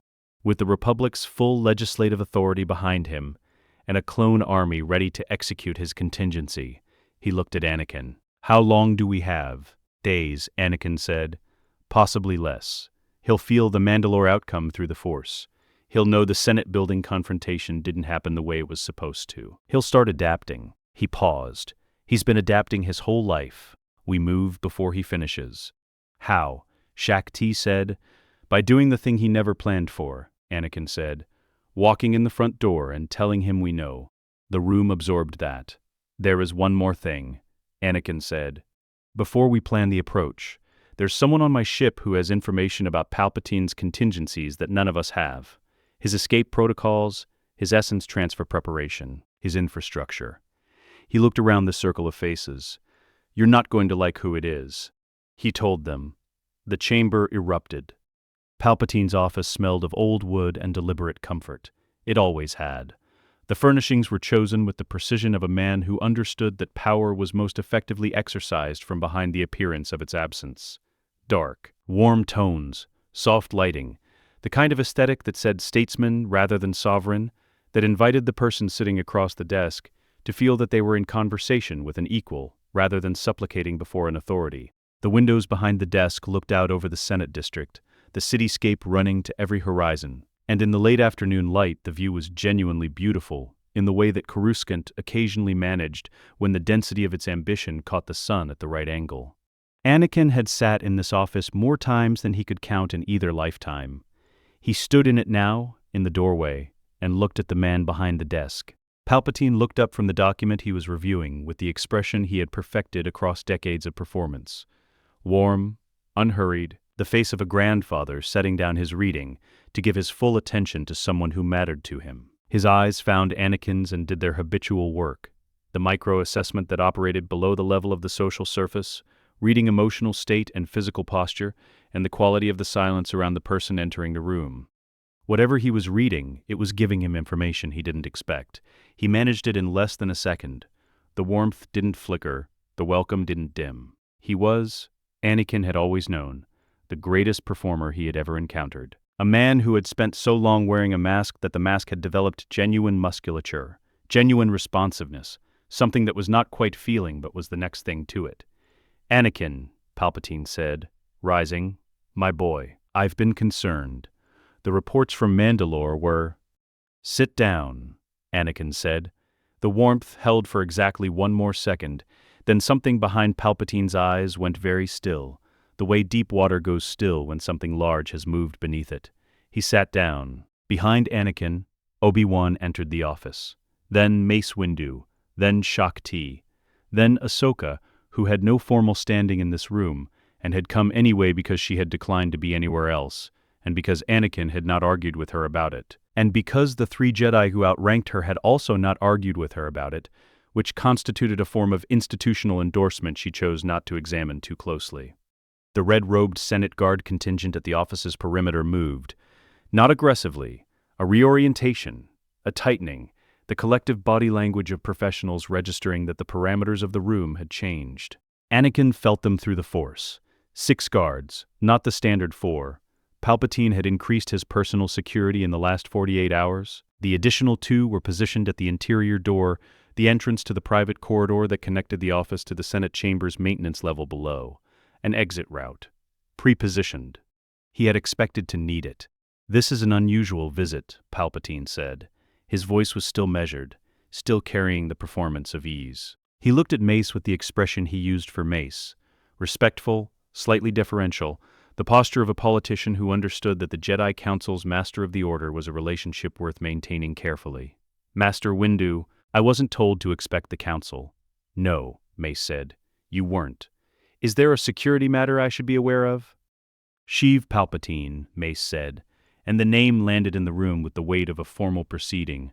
"You are under arrest for conspiracy against the Galactic Republic, for the manipulation and subversion of the Senate, for the orchestration of the Separatist crisis, and for operating under the Sith identity of Darth Sidious." The office was very quiet. Palpatine looked at Mace, he looked at Obi-Wan, he looked at Shaak Ti. His gaze traveled the room with the careful, unhurried quality of a man performing confusion. And it was an exceptional performance. The slight parting of the lips, the fractional increase in breath rate, the blink that was slightly too slow, all of it calibrated to read as a man receiving an enormous and disorienting accusation. Then he looked at Anakin, and the performance stopped. It didn't drop. Palpatine never dropped a mask. He retired them intentionally, one layer at a time, always in control of the sequence. But what he saw in Anakin's face told him something that changed his calculation, and the warmth behind his eyes cooled into something that was not its opposite, but was its foundation. The intelligence and patience and absolute self-possession that had built and sustained the warmth for 30 years, and that existed perfectly well without it. "You've been busy," Palpatine said, to Anakin, only to Anakin. "Yes," Anakin said. "Mandalore, the clones." Something moved in his expression, not anger, the clinical notation of a strategist cataloging deviations from the expected. "You removed the chips. Most of them. Maul is alive." "Yes." Palpatine was quiet for a moment. He looked at his desk, at the document he had been reading, at his own hands resting flat on the polished surface. When he looked up, his eyes had completed their transition. The grandfather was entirely gone, and what was left was old and cold and possessed of the particular quality of confidence that comes from having survived everything the galaxy has previously attempted. "You're different," he said to Anakin. His voice was thoughtful, academic. "I noticed it the last time you were here. A change I couldn't locate precisely. Something fundamental." He tilted his head fractionally. "What happened to you, my boy?" "I remembered the future," Anakin said. "All of it." Palpatine considered this for 3 seconds, with the seriousness of a man receiving a technical briefing. "Interesting," he said.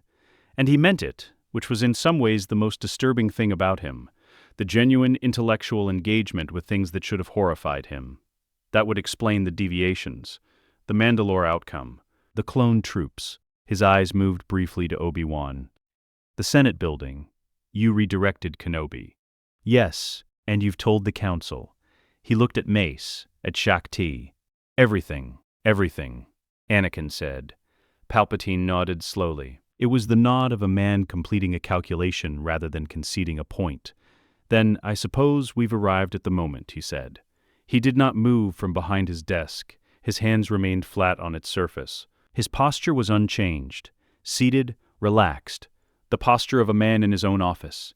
"I want you to know, Anakin, that I am genuinely impressed. What you've described, waking in a body 23 years prior with full retention of experiential memory, the Force has not produced that in recorded history. You are, as I have always told you, extraordinary." "Don't," Anakin said. "I mean it sincerely. I know you do." "That's not the point." He looked at Palpatine across the desk. "The point is that it doesn't work anymore. You know that. You can feel it. I don't have the fear you built everything on.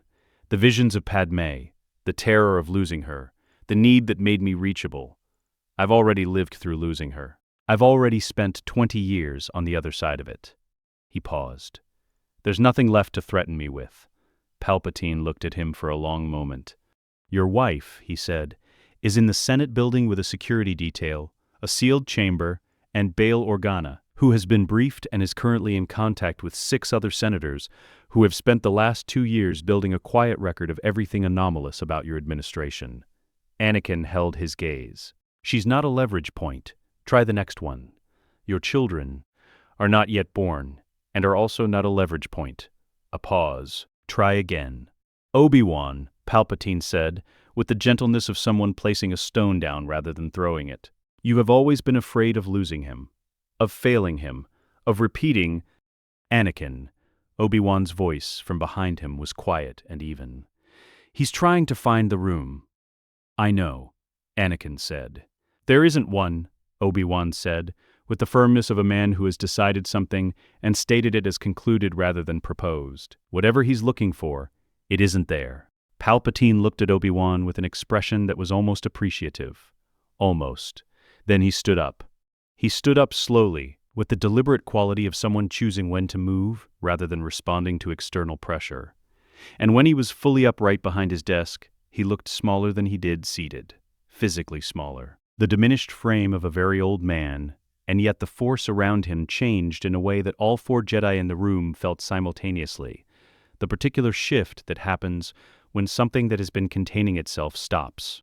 "I have been Chancellor of this Republic for 13 years, Palpatine said.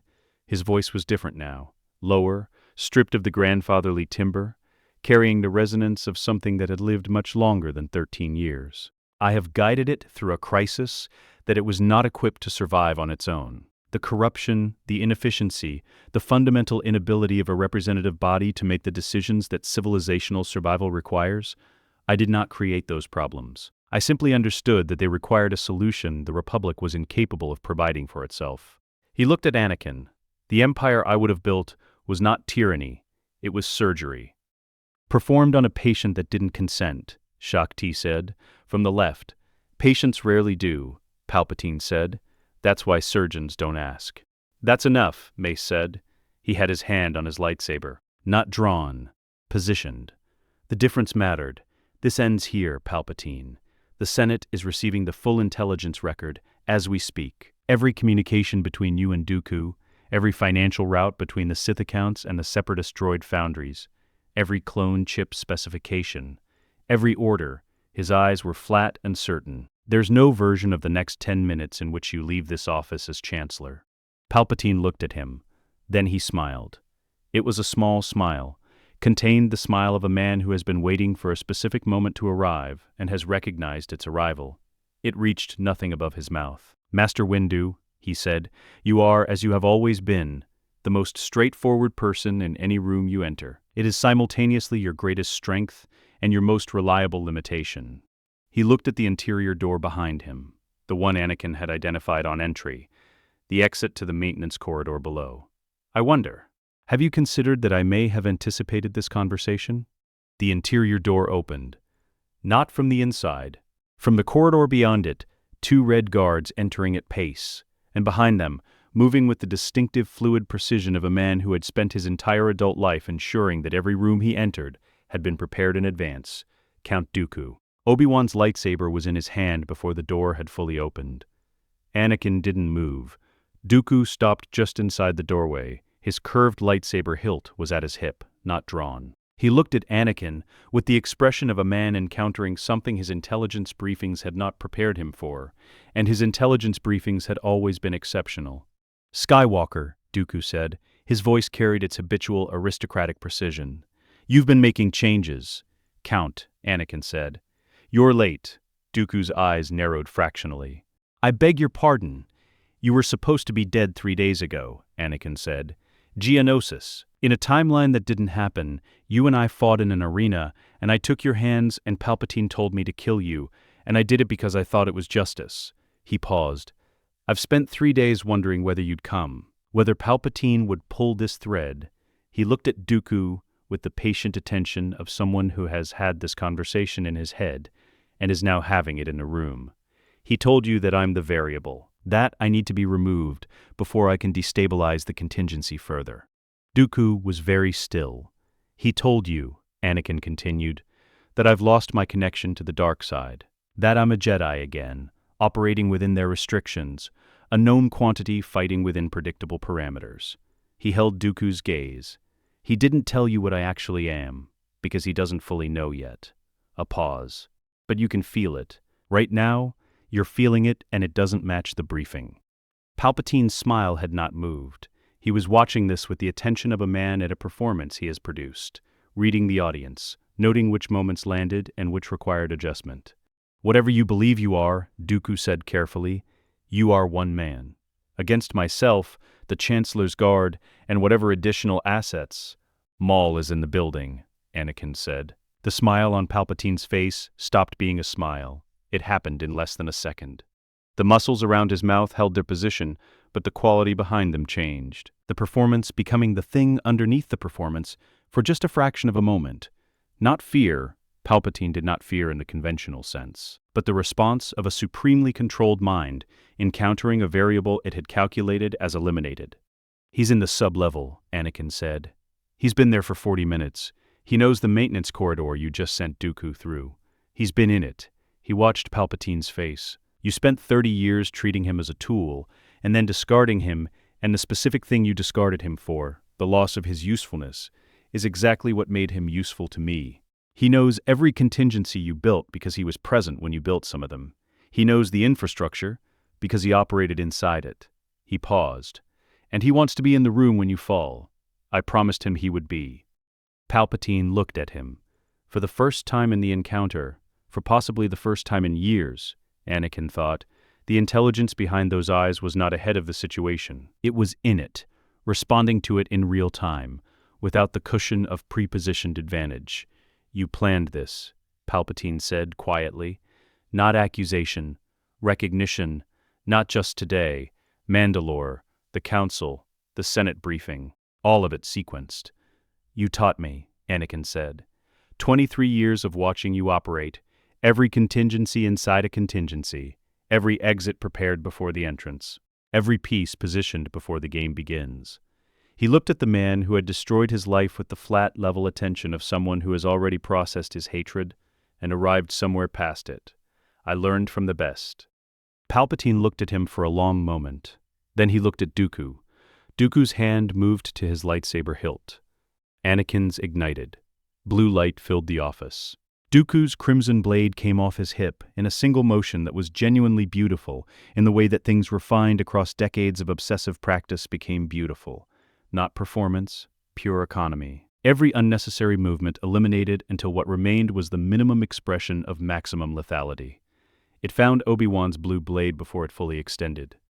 The impact rang through the office, and the windows behind Palpatine's desk registered it as vibration, the cityscape beyond them indifferent and glittering and very far away. Obi-Wan absorbed the strike in Soresu, redirecting rather than meeting it, his footwork already moving him laterally to deny Dooku the angle his form preferred. The direct line, the thrusting centerline attack that Makashi had been designed around, the aristocratic precision of a style built for the assumption that your opponent would stand in front of you like a gentleman and engage at a distance that suited your weapon. Obi-Wan had never obliged that assumption in his life. Anakin was not watching them. His eyes were on Palpatine, who had not moved from behind his desk, who was watching the engagement with the expression of a conductor monitoring an orchestra, present, attentive, making assessments about timing. The Senate Guard contingent had closed in from the perimeter, and Anakin felt them through the Force as 6 points of professional lethality, disciplined, waiting for a command frequency that hadn't come yet. He raised his left hand. All 6 guards rose off the floor simultaneously and traveled in a controlled arc to the office's far wall, where they landed in a heap of red robes and professional indignation. None of them were injured. All of them were effectively removed from the engagement. He had developed, in the last week, a very precise vocabulary for the distinction between removing a threat and eliminating a person, and he was applying it with the care of someone who understood that the distinction mattered even when, especially when, the situation was moving fast. Palpatine watched this. Impressive, he said. The restraint especially. You wouldn't have had that before. No, Anakin said. I wouldn't. It's a weakness, you know. In the context of what's coming. We'll find out. Palpatine came around the desk. He moved the way Anakin had seen him move in the memory of the Revenge of the Sith timeline. The age falling away, the grandfatherly stoop correcting itself, the body remembering what it was capable of with the dark side flowing through it unconstrained. He was faster than he looked, and stronger than he looked, and he had 9 lightsabers worth of experience distributed across 1,000 years of Sith tradition living in his muscle memory. His hands came up. The lightning came from both of them simultaneously. Not at Anakin, who he had assessed correctly as the most dangerous variable in the room, and who he therefore did not engage directly yet. At the windows, at the structural supports of the office's interior walls, at the ceiling fixture above Mace Windu's position, which Anakin had not realized Palpatine had been tracking since the moment Mace entered the room. The ceiling came down on Mace, not the entire ceiling, a section of it, a targeted structural failure produced by lightning applied to 3 specific load-bearing points in a sequence that Palpatine had calculated in the 6 seconds between standing up and executing it. Mace got his lightsaber up, and his force barrier engaged in time to prevent the primary impact from being fatal, but the secondary collapse caught him across the left side and took him to the floor under 200 kilograms of durasteel and insulation material. He was alive. Anakin felt his force signature, stunned, in pain, conscious but compressed. Not in the fight. Palpatine had removed the most dangerous Jedi in the room in 4 seconds without engaging him directly, and now he turned to Anakin with the expression of a man who has completed a preparatory step, and is ready to begin the actual work. Now, Palpatine said, "Just us." The lightning came at Anakin like weather. Not a targeted strike. A sustained discharge. Both hands. Everything the kind of output that Palpatine reserved for situations where he wanted something to stop existing and wanted it to stop existing immediately. Blue-white energy filled the space between them, crackling across the floor, finding every conductive surface in the room and using it, the air itself becoming a medium for the discharge. Anakin raised both hands. He caught it, not with a lightsaber, with his palms, his organic hands, the flesh and bone of a body with 20,000 midichlorians per cell and no mechanical limitation on what it could channel. The lightning hit him and he held it, the energy coursing through his arms and into the larger system of the Force that he was drawing on. And for a moment the office was divided by the discharge between them into two territories of absolute commitment. Palpatine pushed harder. Anakin felt it, the increase in output, the Sith Lord reaching deeper into the dark side reservoir that 1,000 years of Sith tradition had built and refined and passed down. The sheer volume of dark side energy that Palpatine could access, dwarfing anything Anakin had faced in either lifetime. It didn't matter. The Chosen One's midichlorian count was not a measure of potential. It was a measure of connection, the depth and bandwidth of the conduit between a living being and the Force itself. Palpatine was drawing on the dark side. Anakin was drawing on everything. And everything was larger. He redirected, not back at Palpatine, sideways, into the floor, into the walls, channeling the discharge through the building's structure and away from the people in the room. The windows blew out. The desk disintegrated. The view of the Coruscant cityscape opened up entirely, wind coming through at altitude, the noise of the city rushing in to fill the space the office's careful acoustic insulation had previously held. Palpatine stopped the discharge. He looked at Anakin across the ruined space between them, with an expression that was the most honest thing Anakin had ever seen on his face. Not the warmth, not the performance, not the cold calculation. Something that was genuinely assessment, genuine recalibration. The expression of a mind that has encountered a limit it did not previously know it had. "Stronger than I thought," Palpatine said. "You always underestimated the light side," Anakin said. "You spent so long inside the dark that you forgot the light wasn't the absence of power. It was a different kind of it. Philosophical," Palpatine said. "In a fight. I have time." Palpatine moved. He was very fast. Even now, even with the lightning absorbed and redirected, he was faster than most beings Anakin had faced. He crossed the distance between them in a Force-enhanced burst of speed that covered 8 meters in less than a second. And his hands were already shaping the next technique before his feet landed. Not lightning this time. A Force crush, targeted at Anakin's chest, the technique designed to collapse a ribcage from the outside in. Anakin stepped into it. He stepped into the crush, rather than away from it, inside the effective range of the technique, where the geometry of it worked against Palpatine's control, and he put both hands on Palpatine's wrists. Physical contact, skin on skin. The Force connection between them became something different. Not a weapon exchanged across distance, but a circuit, closed, both of them inside it, and through it Anakin pushed something that wasn't lightning and wasn't a crush. It was harder to name. It was the accumulated weight of 23 years of consequence, of every person who had died because of what Palpatine had built, delivered not as hatred. Hatred was dark side fuel. He was not giving Palpatine fuel, but as truth, as witness, as the Force itself looking at what had been done through this man and declining to continue. Palpatine screamed. Not in pain, in something that was older than pain and less expected, in recognition, in the specific anguish of a being who has spent 1,000 years insulating himself from consequence, finally encountering it without the insulation.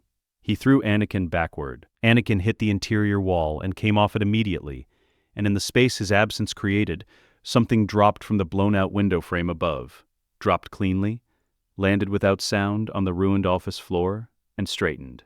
Maul.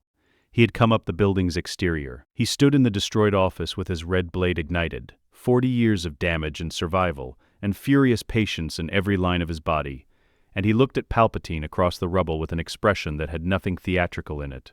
No monologue, no posturing. Just the complete final attention of a man who has been waiting for this moment since he was a child taken from Dathomir and shaped into a tool, and who has arrived at it with nothing left to prove and nothing left to lose.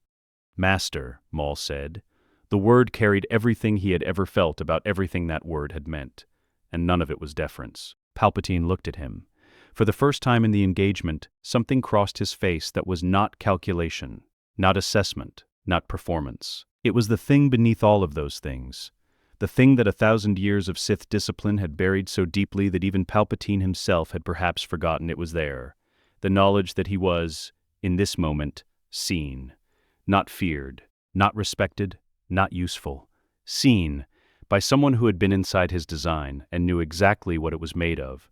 "You survived," Palpatine said. "Disappointing, I know," Maul said. He attacked.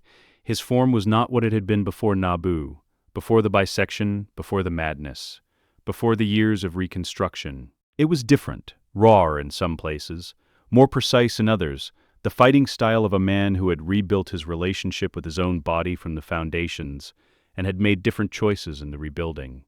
His mechanical legs gave him a lower center of gravity than Palpatine's fighting style was calibrated against, and he used it, staying low, driving upward on his strikes, denying Palpatine the center line that his own form preferred. Palpatine met him with Juyo, aggressive, unpredictable, the form of a fighter who converted emotional intensity into technical precision. He was better than Maul. He had always been better than Maul. The dynamic between them had never been about combat capability, and both of them knew it.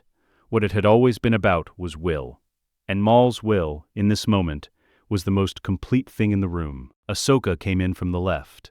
She had been managing the doorway, the entrance to the outer corridor, where the remainder of the Senate Guard contingent had been attempting to organize a response to the sounds coming from the office. And she had cleared it with the efficient, almost casual competence of someone for whom this level of combat had become a baseline, rather than an exceptional demand. She arrived in the engagement with both blades lit, reading the geometry of Maul versus Palpatine, finding the angle that added pressure without disrupting Maul's rhythm. She didn't try to take over, she added. Palpatine fought two opponents, with the technical excellence of 1,000 years of refinement, his twin blades creating a defensive architecture that was genuinely extraordinary, a demonstration of what Sith doctrine at its apex produced. He held them for 40 seconds. 40 seconds against Maul's driven, reconstructed fury and Ahsoka's precise economical pressure, and he held them. Then, Anakin came back into it. He didn't come back with his lightsaber. He came back with the Force, the same Force he had used against the lightning, the same deep structural connection, and he applied it not to Palpatine's body, but to Palpatine's connection to the dark side itself. He had felt, in the circuit of their physical contact, something he hadn't expected, the shape of how Palpatine drew on the dark side, the specific frequency of it, the architecture of a technique refined across lifetimes. He pushed against it, not to destroy it, to interrupt it. The way you interrupted a signal, not by destroying the transmitter, but by flooding the frequency with something it couldn't process. He flooded Palpatine's dark side connection with the full output of 20,000 midi-chlorians drawing on the light, and the effect was not dramatic and was not explosive. It was a stumble, half a second. Palpatine's left blade came fractionally late to a parry, and Maul's strike caught the hilt, not the blade, a force-enhanced blow that stripped the weapon from Palpatine's left hand and sent it spinning through the open window into the Coruscant air. One blade, against two opponents and the Force itself working against his connection. Palpatine fought on. Of course he did. A being who had survived everything the galaxy had attempted across 1,000 years did not stop because the arithmetic turned against him. He fought with the single remaining blade and the lightning when the angles opened and the Force techniques when the lightning couldn't reach.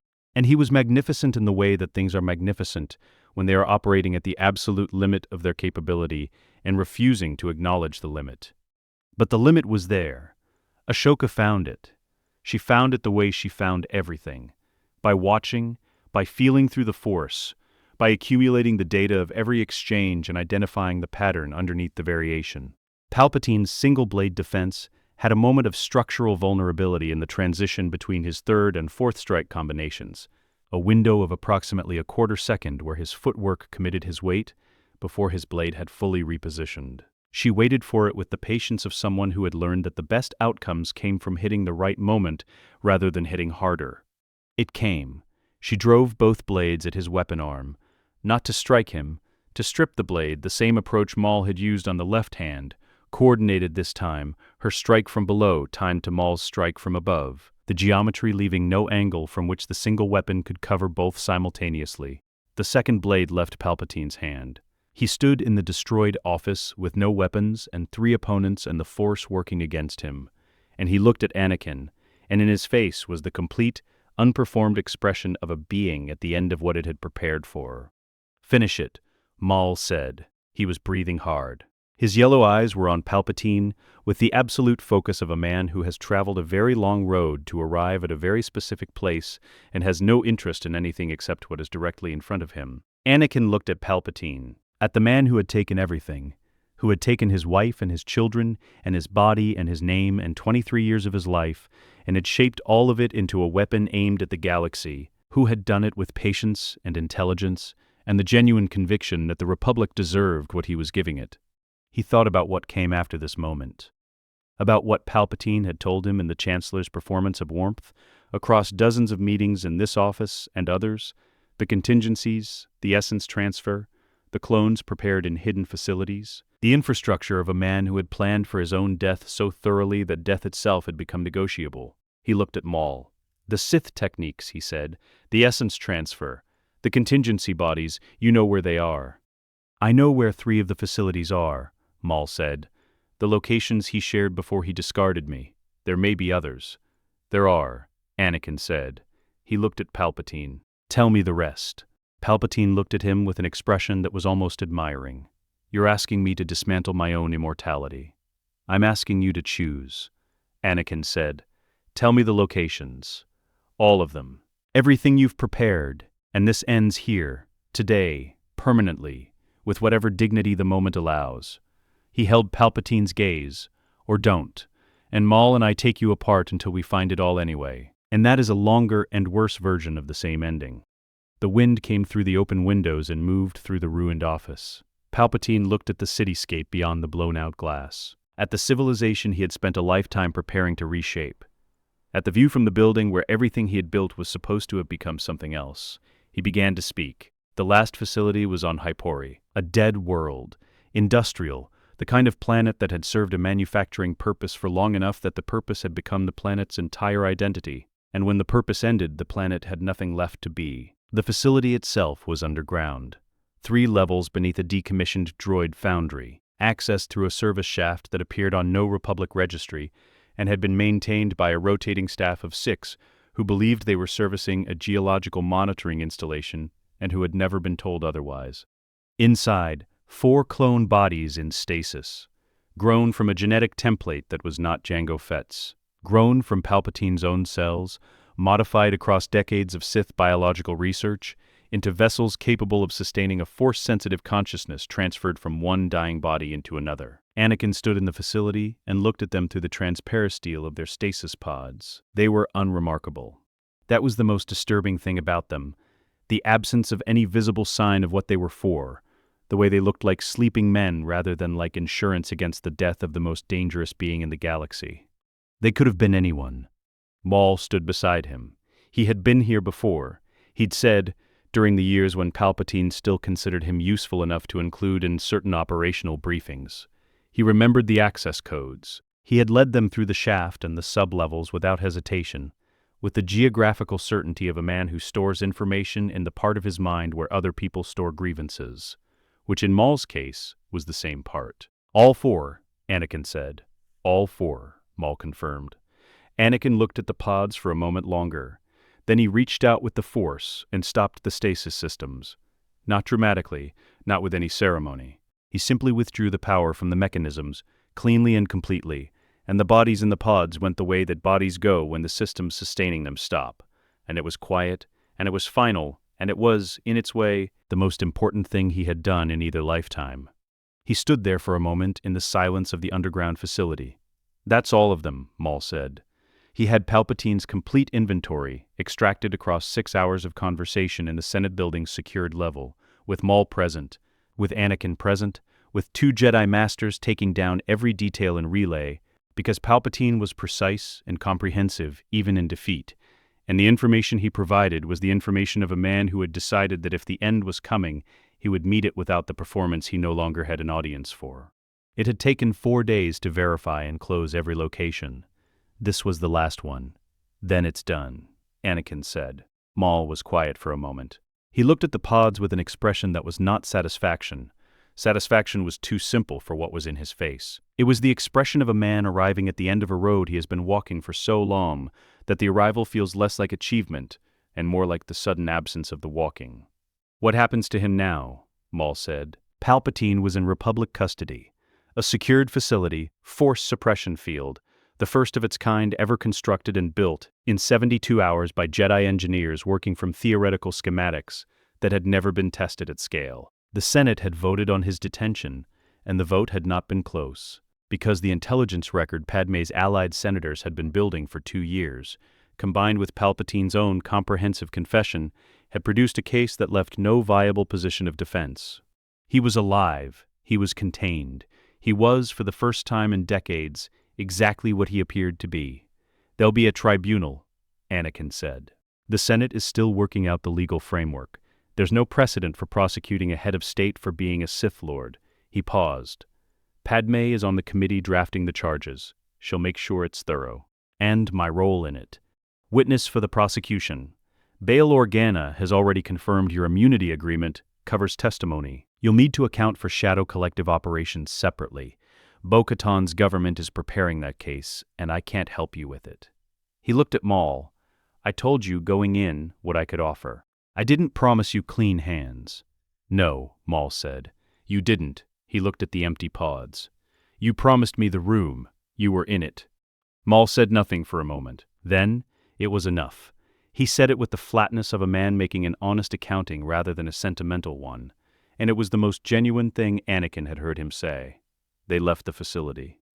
Coruscant had changed in the way that cities change when the thing that was wrong about them gets named, not structurally, not visibly, but in the quality of the air, in the specific texture of how people move through public spaces. The Senate district felt different. The Plaza of the Republic, which Anakin had walked through 100 times in both lifetimes, had a quality of openness that it had not previously possessed, as though something that had been pressing down on it from above had been removed. Probably because something had been. The reform legislation was moving faster than anyone had predicted.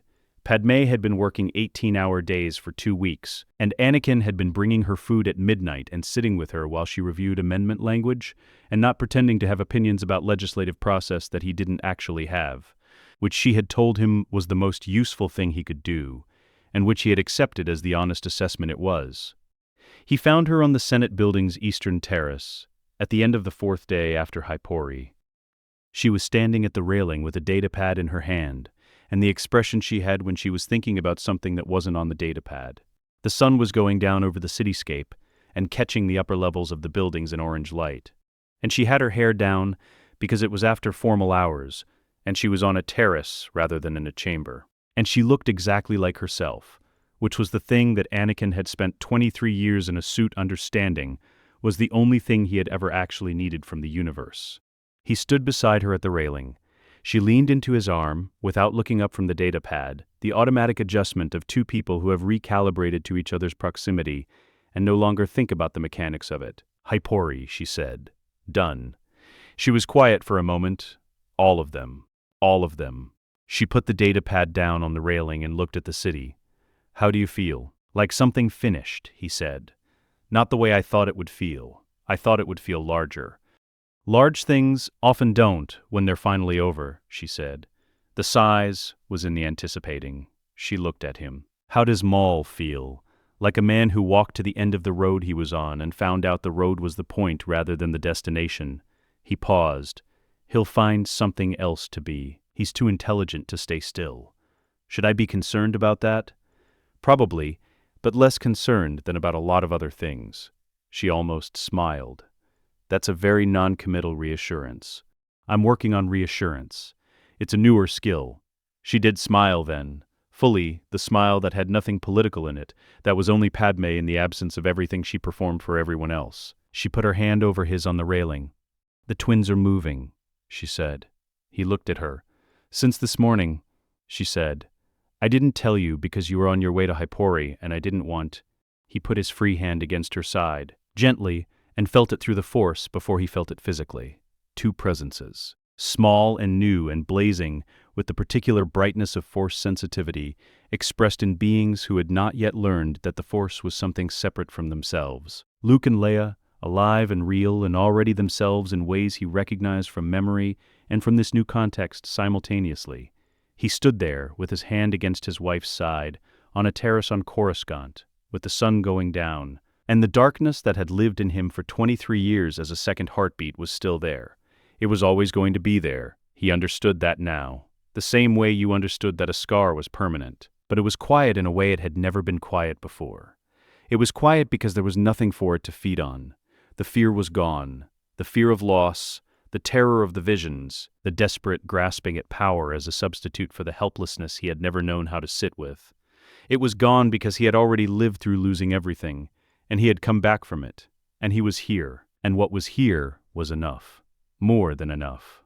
Ahsoka arrived on Naboo 3 weeks later. She came without announcement, which was characteristic.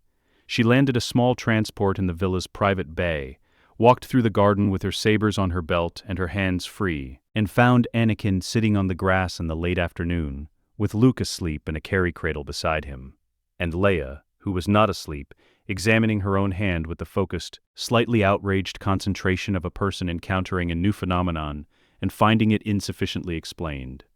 Ahsoka sat down cross-legged on the grass 3 meters away. "You declined the Council's offer," Anakin said, without looking up from Leia. "Word travels. Shakti commended me. She wanted to know if I had insight into your reasoning." "What did you tell her?" "That your reasoning was yours, and she should ask you directly." He looked up at Ahsoka. She found that unhelpful. "It's accurate, though. Very." Ahsoka looked at Leia, who had transferred her focused attention from her own hand to Ahsoka, examining this new arrival with the same slightly outraged concentration she had applied to the hand. After a moment, Leia extended her arm in Ahsoka's direction with an expression that was less an invitation than a command. Ahsoka moved closer and let Leia grip her finger. The grip was extremely firm for someone 3 weeks old. "She's going to be terrifying," Ahsoka said. "I know," Anakin said, with the particular quality of parental pride that operates independently of any concern about whether the thing being proud about is strictly comfortable. "She already is." They sat in the garden for a while. The lake was visible beyond the villa's lower terrace, the water going gold in the afternoon light. Somewhere inside the villa, Rex was doing something that involved rearranging the household security protocols, which he had been doing on a rotating basis since they arrived, apparently finding the existing arrangements professionally inadequate in ways that he was too polite to specify, but too conscientious to ignore. "I'm going to travel," Ahsoka said eventually. "There are Force-sensitive children the Order doesn't know about, beings who need to understand what they are.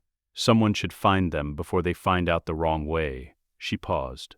"I thought I'd start in the Outer Rim. That's a large place. I have time." He looked at her. "You'll come back." It wasn't a question. She heard it as what it was.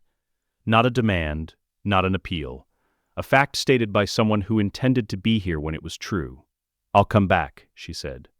Luke stirred in the cradle. His eyes opened. Blue, unfocused in the way of newborns, tracking-like rather than faces, and he made the small sound that Anakin had already learned meant he was deciding whether the available circumstances warranted escalation. He decided they didn't. His eyes found Anakin's face with the imprecise, determined attention of someone working at the edge of their capability, and his hand opened and closed. Anakin picked him up. He held his son in the afternoon light on the grass in Naboo's lake country, and Luke settled against his chest with the complete trustingness of a being who has not yet learned that the world requires anything other than this. And the Force connected them, father and son, the bloodline of the Chosen One expressing itself in this small, breathing, ordinary miracle of a person who would grow up knowing his name was not tragedy. Ahsoka watched them. Her expression was the expression she had in the safe house in Sundari, in the moment after she said, "I choose it," the unguarded, forward-facing openness of someone who has put something down that she has been carrying and found that her hands are free. "He looks like you," she said. "Everyone keeps saying that. Everyone keeps being right." He looked up from Luke's face. He looked at Ahsoka, at the lake, at the villa where Padmé was inside doing three things simultaneously in the way she always did things, at the garden where Rex would eventually appear and assess the perimeter, and find it acceptable, and sit on the steps in the manner of someone who has decided that acceptable is enough. He had spent 23 years believing that what he was could be measured by what he had done, by the suit and the respirator, and the darkness and the name that was not his name. He had spent those years understanding, in the part of him that survived everything, that Anakin Skywalker was still somewhere in there, but understanding it had not made it feel true. It felt true now, not because the darkness was gone. It wasn't, it would not be. The second heartbeat was quiet, but it was there, and he had made his peace with carrying it the way you made peace with any scar, by understanding that the wound had closed and the scar was just the record of it. It felt true, because he was sitting in a garden with his son, and his daughter was 3 meters away, with her hand around Ahsoka's finger, and his wife was inside, and his oldest friend was on the steps, and there was no mission, and no war, and no suit, and no mask, and no one he needed to be except this, a man who could be loved, and who could love in return. It had taken him 2 lifetimes to learn how to stay. He was staying. The light moved across the lake and the grass and the faces of everyone he had chosen, and the sound of Naboo came in from every direction. Wind, water, the small sleeping sounds of a world that had decided, for this afternoon at least, to simply be at peace. Luke's hand found Anakin's finger and held it. Anakin held on. Let us know what you'd like to see next. The end.